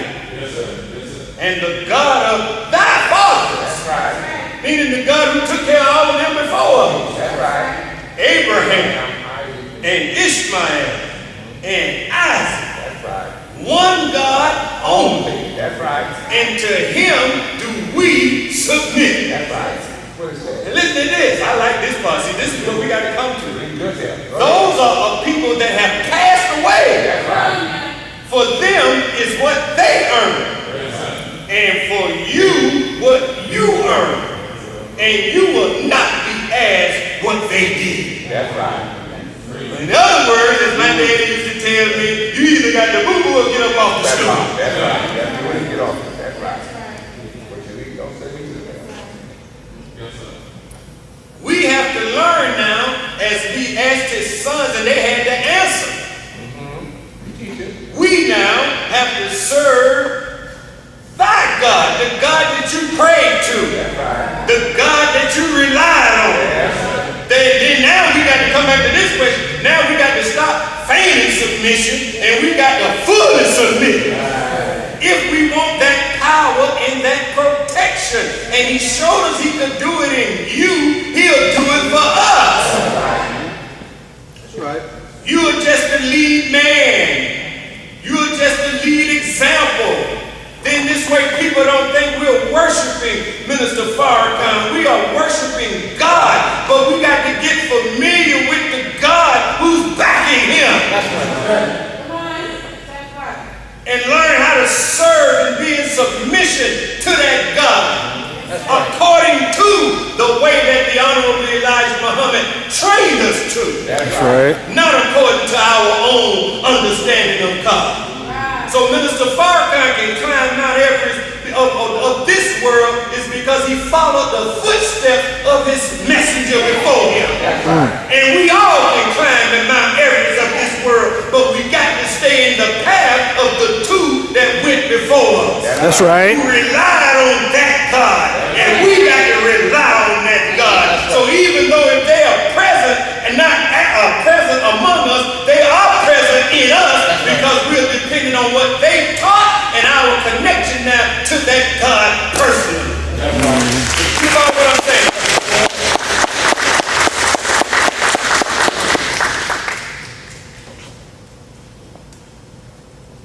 So if we go away, as he said to us, then he quoted from the Quran last week of Muhammad, or die, what we gonna do?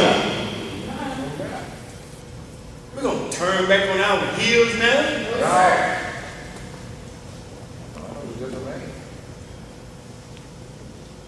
Now, we have to focus on what we've been taught. That's right. We have to practice now what the teacher was trying to teach us. That's right. We're going to have to start to slay the satanic forces in ourselves. That's right. And we got to try to live the way that Elijah Muhammad, through him, taught us to live. Is that right? So there, if you go away, go get your thing, we going to hold it down. That's right. That's right. When I see a lot of us, man, when our parents die, we just lose. Do you think your mama and your daddy would want you around here acting like that? No. You are doing them a disservice. That's right. I know a sister right now, her mama died almost 2 years ago, and she has not recovered yet. Because you think God cheated you. No. Taking your mother. When all of us know we got to run through with that one day or another. That's right. Is that right? Yes, sir. No matter how much you love your father or your mother, they are not God. And they cannot comfort you like God can. Even though they may be gone, but God is forever. That's right. And that's how we have to train our children. We train our children to learn to rely on God. You and I are like messengers of God while they're young. We're caretakers. And they do depend on us, but after a while, they have to learn how to depend on Allah in themselves. Y'all follow me now? Yes, sir. So now, death or the absence of someone shouldn't get you all shaky. Yes, sir. Shouldn't. Did you stop living when your mama and them died? No, sir. All right, the boss man might have gave you a week or two off, but after a while, you had to go back to work. That's right. That's right. Because life continues. That's right. That's right. You carried it in your heart. Just like with my father. My father was teaching me more than that, and you go. Come on. And he did when he was here. Because it made me focus on the things that he was trying to tell me. So he really is not dead. Right. He is alive in me. That's right. So when I'm dealing with my son, I hear myself saying the same thing, that my daddy used to tell me. I'm like, well, listen to me. I'm sounding like my dad. I was getting on him the other day about his suits. said, man, you can't have on a sharp suit and then don't like to brush your hair. And then your shoes not shine. I said, let me tell you what my daddy used to tell me. Listen, boy, I never thought I would say the word. My daddy used to tell me, I said, look, son, you can have on a $10 suit, but if your shoes are nice and shiny, your hair's cut right, it's going to make that $10 suit look like $1,000. That's right. That's right. He said, if you got on a $1,000 suit, son, you got on some ragged shoes and your hair mess, he said, it's going to take away that whole suit. That's right. We know my daddy.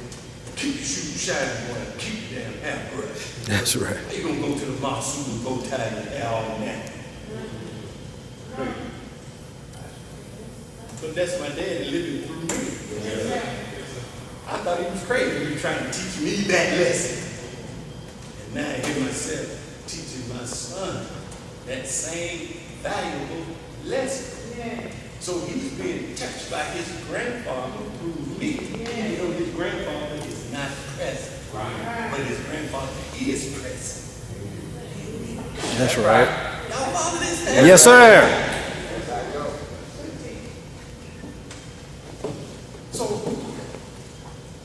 So, man, good thing I got me fired up. I'm ready to go with this for 2-3 hours right here. I have to pick this up to make it when I get back. So, we all got to get company. And then, Brother Jamie, he made me pull out this letter. And I'll just read him something. I'm going to read something to you. Because I was having, see, sometimes we got to get out of this thing when you think your proximity to a person means that you're closer to that person. Not necessarily so. Because you can be like Mercury right up there, you can be so close to the sun you get lost in it. Is that right? Yes, sir. But guess what? Even though Mercury is that close to the sun, it's still only moving at a rate of 1,037, 1/3 mile an hour. And even though Pluto is 4 billion, 600 million miles away, it's still getting touched by that sun at 1,037, 1/3 mile per hour. And it is still rotating. It is still in a revolution. And it's on orbit around the sun, even though it is the furthest point away as opposed to Mercury that's right there with it. So your closeness to something don't determine how close you are to it. Is that all right? Yes, sir. Wow. Just want you to think about it. So, Jesus, that's what I was talking about. See, y'all wasn't listening. Man came back to me. Communion. So this is why Jesus was telling them before he was getting ready to go. Give me make 1, 2 more. And then I'm finished. He told his disciples when he was giving them the drink, he said, drink this. This is my blood. Right. Is that right? Exactly. And you know we don't drink the blood of nobody.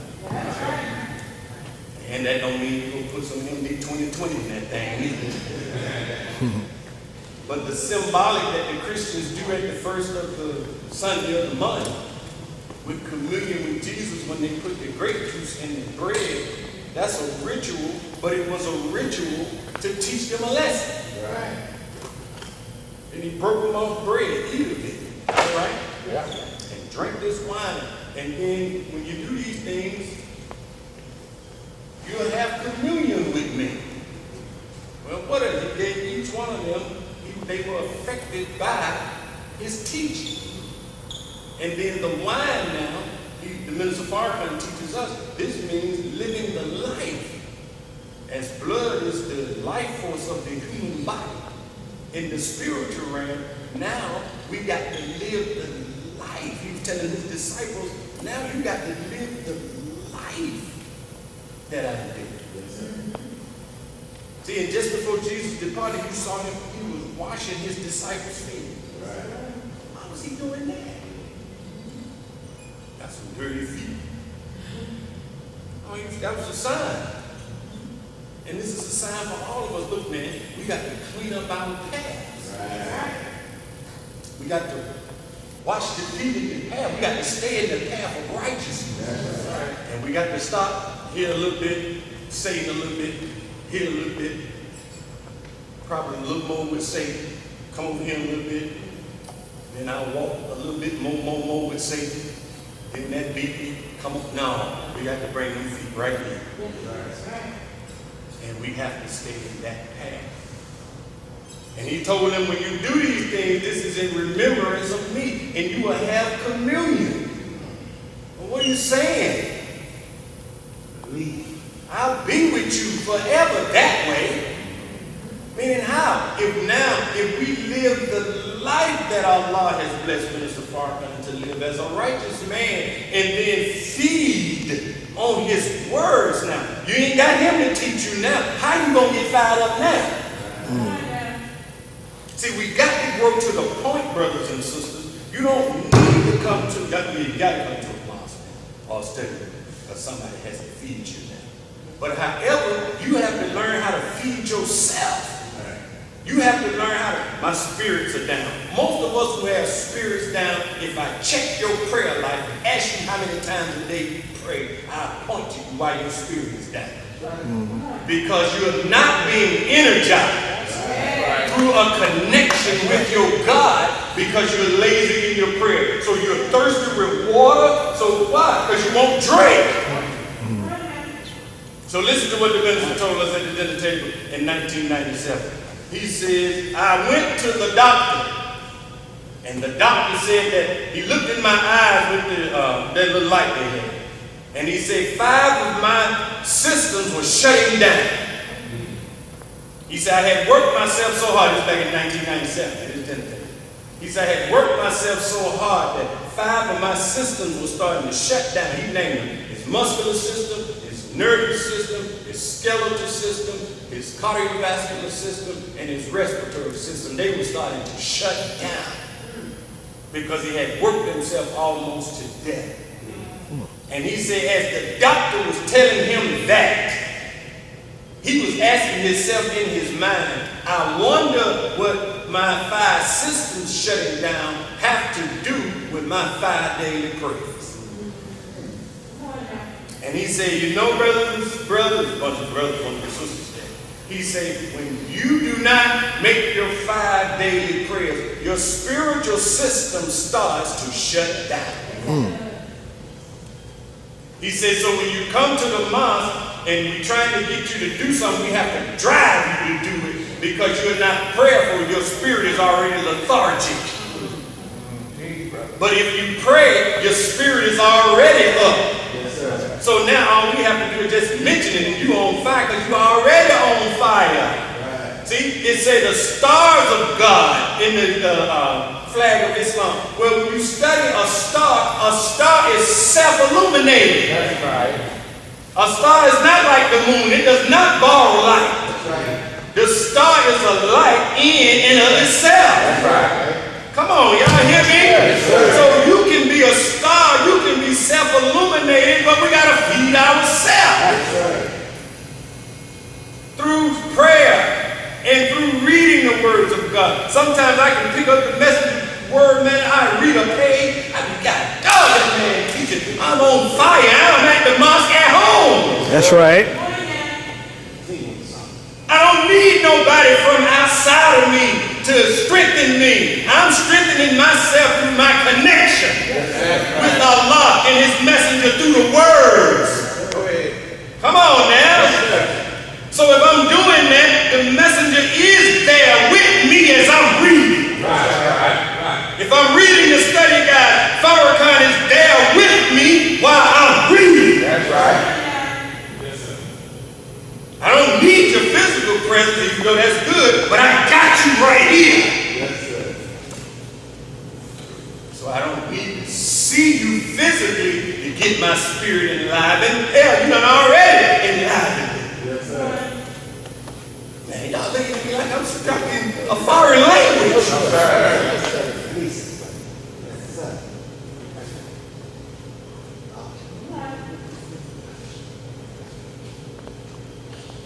And when the man is absent or go away or die, you don't die. Because now he in you now. You connected to the God. Ain't one of the study guys called our intimate relationship with Rabbil Elohim, the Lord of the worlds.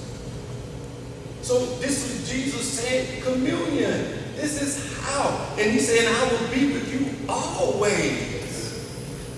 So even if he's gone, if we live in the life, if we feeding from his wisdom, he is there. He is not absent. Now he is working through us. But as Sister Ava said it beautifully Friday night, and I used to say this all the time, and she just brought it back to mind. Do you all think that God saw Farrakhan, the Elijah Muhammad coming thousands of years ago, saw Minister Farrakhan coming thousands of years ago, and he didn't see us coming? And you think we just popped up, we just popped up. God saw you coming too. That's right. And if I had time, I could point you and show you. If I said it in Making Wednesday, if you go back and study your life, you'll see what God will lead you in every step of the way. That's right. Go back to your childhood. I don't care if you was pimping, I don't care if you was doping, I don't care if you was going to school like I was. All of us was in the head, we still acting a damn fool. That's right. You will see that God was leading you here all the way. Is that right? Yes, sir. You never could fully accept what was being taught in the churches and what grandma and them taught you.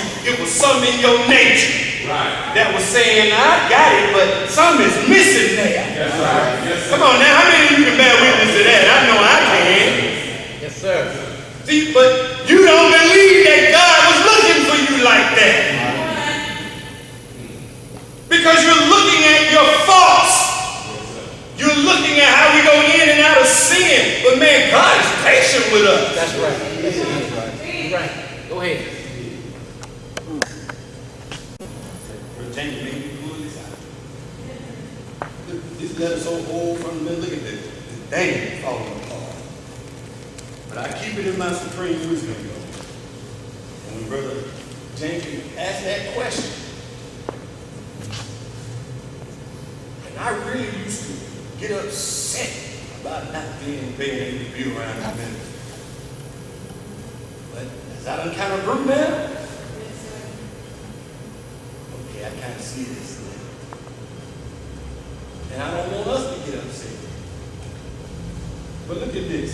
And I was really fussing with the minister then when I wrote the letter to him. That I wanted to get a chance to be around him. But listen to this and listen to the wisdom. This is for all of us. So you don't have to, yeah, you are concerned. We know that's what's got to go down. But we ain't going to fall apart. We're going to serve the God of Farrakhan's father. The God of Farrakhan. Is that right? Yes, sir.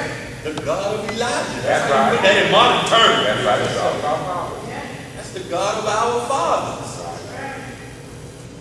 That's what we got to do. Now it's time for us to decide to do that now. That's right. And we got to stop playing with it. And we ain't you trying to run. What we going to do? The devil going to come at us? No, I'm taking my chance with God. That's right. Is that right? Listen, Yes, sir. Listen, I just got to say this. The government got five on all of us. He know who all of us are. What the hell I'm running to? That's right. Well, I'm a high. I might as well hang right here. Man, I'm on 58 editions of The Time and What Must Be Done. How in the hell can I tell the white man I don't know that man? And there I am at the beginning of every damn movie.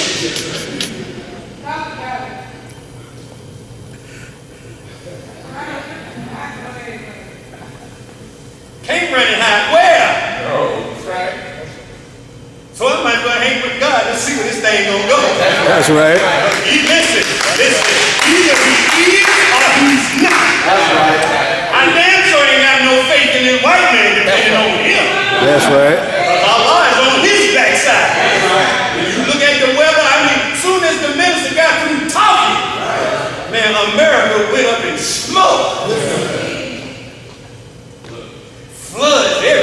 That's right. And they had to shut down the Tour de France in France the other day because ice had fell on the ground.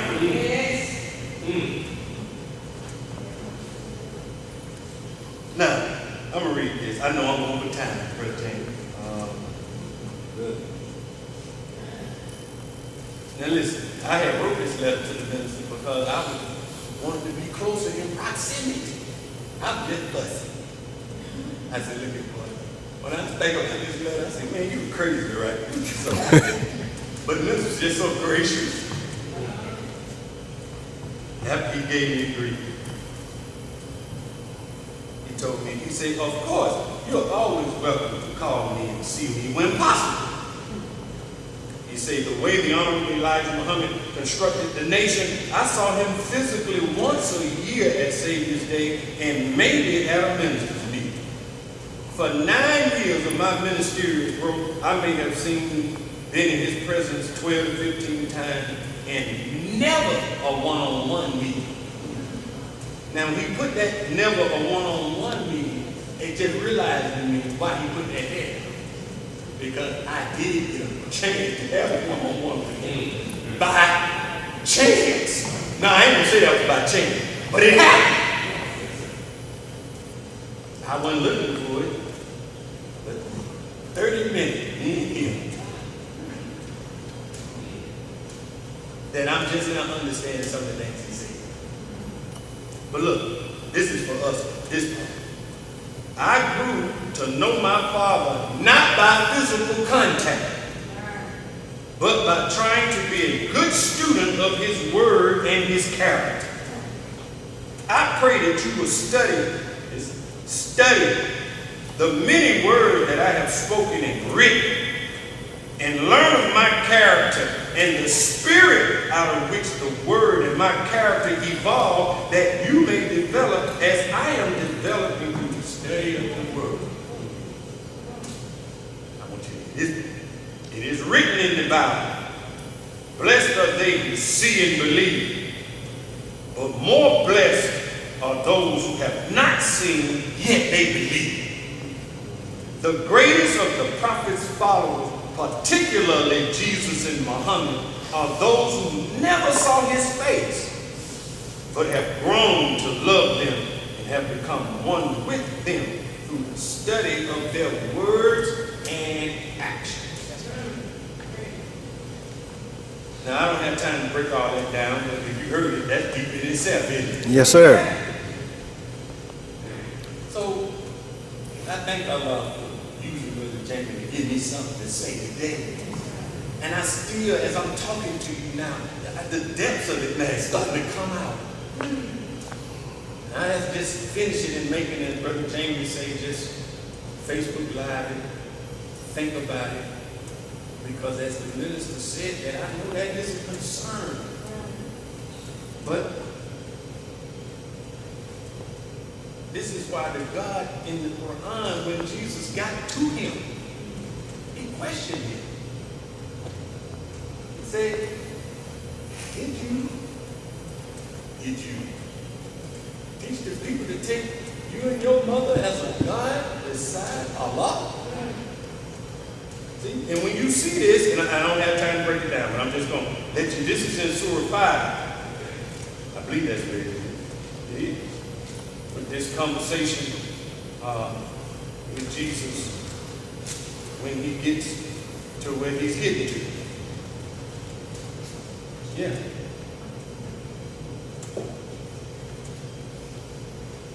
On that day when Allah will gather together the messengers and say, what was the response you received? They will say, we have no knowledge. Surely thou art the great knower of the sea. When Allah will say, O Jesus, son of Mary, remember my favor to thee and to thy mother, when I strengthened thee with the Holy Spirit. Thou spokest to the people in the cradle and in old age. That's right. Now, here's a Jesus now that spoke in the cradle and in old age. But we are taught that Christians say that Jesus only went to he died at what? 33. Pastor Darryl Muhammad teach us what? 36. Here's a Jesus 50 from the Quran that taught the people in the cradle and in old age. Who is that? Come on now. They never mentioned. Right. Who is that man? Yeah. Who is this Jesus right here? They never mentioned. And when I taught thee the book and the wisdom, see, the Jesus of 2,000 years ago didn't have the Quran No. and the wisdom of it, No. and the Torah and the gospel. That's right. When thou didst determine out of clay a thing like the form of a bird by my permission. Ooh, I ain't even getting on. Boy, that is so powerful right there. But the reason that I read that section, I want you to go home. That's part of your assignment today and read that. That's Surah 5, section 15. It's the last section of Surah 5. And this is this conversation between the Jesus when he get to where he is with the God, and the God asking him, did you tell him this? And then Jesus said, I didn't do. He said, because you know what's in my mind, and I don't know what's in yours. You would have known it, I had done it. So what he was saying, they had started to worship him in his mother. And we have to be careful that we do not become the worshipers of a servant of God. And that we be servants of Allah and Allah alone. That's right. Let's get more focused on what the servant taught us and is teaching us. And let's get it more in us. And now let's decide today we're going to live this life. And give it 1,000%. He gave it 1,000%. So when he go away now, refocus now, he's never gone. Right. He is always a part of us. So I know that was a very spiritual type lecture. Good lesson. And I pray Allah you got something out of it. Yes, sir. I done took your time. I can't finish it today. Like I said, Brother Jamie, I'm pricked my brain, boy. Now I'm finna go home and really look at this. Because this is a concern that I know that's there. And as I was telling him, now I'm understanding why the minister did certain things. Why he's doing certain things. Some ministers say, I ain't gonna say that on paper. I told Brother Jamie. You hear me say that maybe one day, 20 years from now. But I won't say it now. But I hope, brothers and sisters, let's get closer to Allah. Let's get to our prayers. Let's study. Let's prepare. And let us get a personal relationship with Allah ourselves. So when men and messengers of God go, they still here in us. That's right. So may Allah bless you. As I greet you in peace. Assalamu alaikum. Wa alaikum salam, sir.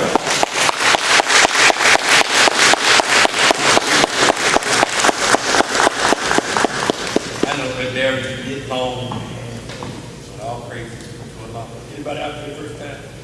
First time? Oh, raise your hand way up there. All praise is due to Allah. And I don't want people thinking, I'm glad they're here. So if they hear it, my first time, they say, no, people don't worship that man. That bald head brother explain that. Right. They don't worship that man. They worship God, but we reverence the man because he's the man that brought us into faith. That's right. Just like you reverence your mother. Is that right? You reverence your mother, but you don't worship your mother. You don't put no statue of your mom in your house. You do that, something wrong with it, Sister Lolita. You got a statue in your house. When you think something's wrong with Sister Lolita? Yeah. I've been knowing her 25 years. Damn, this little bitch done lost it there. Maybe we need to get her out of Savannah. And bring her to Jamie too. But however, so I'm glad they're here to hear that. And Christians should not worship Jesus. Follow the man. He became God in his person, but he was not the God. even though he was acting with force and power like God. But we too can do the same thing if we tap into the God that he tapped into. We can do the same thing. And this is why Jesus said in the Revelation, he said, so that we could become joint heirs. That's what he said, joint heirs. We both can share my Father's throne. And when he said, I knock on the door, is that right? Knock. And if you let me in, let me sup with you. See, this is Jesus knocking. What are you knocking on there? Not your door, your house. He's knocking on your brain. Come in and sup with him.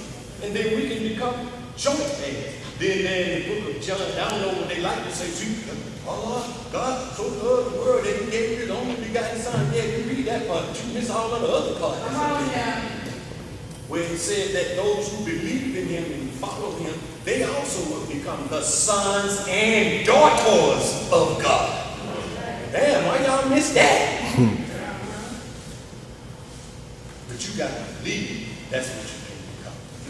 So my sisters out for your first time, how many believe that what you heard today is true and good for our people? Raise your hand.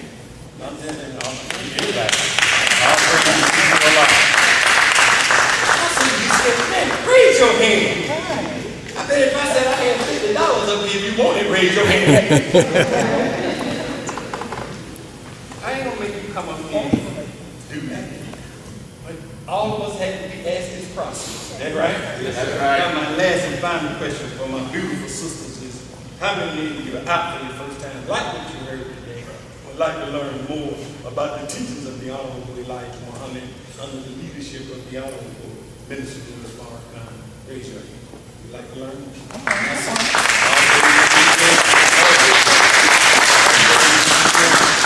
All right. Now, y'all got a card? There's a letter, sir. Okay, so they have a letter for you, sisters. Welcome you into the nation of Islam. But however, I let y'all talk to Sister Angie, because I don't know how y'all do the process of job to Atlanta. I mean, go to Macon. But Sister Angela back there in the back, any questions? Come out there and let me see Sister Angela. You can answer any questions. Now, my sisters, now listen, I don't want you to think by raising your hand now, you finna make you put on a white dress and a gun. No. We ain't gonna force you to do that. You'll do that on your own. We want you to just come and learn and let the sisters teach you more about our belief system. We heard a little bit of it today. And I just dealt with that, and I hope you kind of got what I was trying to say about this worshiping a man and all that. No. He can come, he can go. We have to worship God. He's forever. Okay? He's forever. I hope you got what I was trying to say about how God lives forever, how that energy is transferred from one being to another. See? And if any of you looked at Star Trek, Deep Space Nine, see, white man showed you in all these movies. He showed you with that woman who became the I forgot the name race, but she had that operation, and she became the head of generations of that particular species line, and it passed from person to person. And I think she was the first woman to do it, because prior to her, they had been men. And then when they qualified to carry, it was something they had to take out, and the person was dying, and they had to put it into the next host who was worthy, and then that person became the embodiment of the supreme being of that particular race, and had all of the wisdom from the one that first started, all the way to the thing. See, the white man showed you that. He really shows you, but because we're so stupid, we think that we can't be God. Oh man, y'all crazy, man. I tell you what we teach make more sense than what Reverend teach. That's right. Yes, sir. It make more logical sense, isn't that right? That's right. So man, it's just mathematics. So let's give our sisters another round of applause.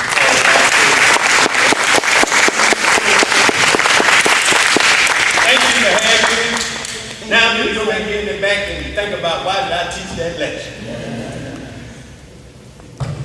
I hope you just got something out of it. Yes, sir. This time we bring back to the roster our local representative, Brother Darryl Muhammad.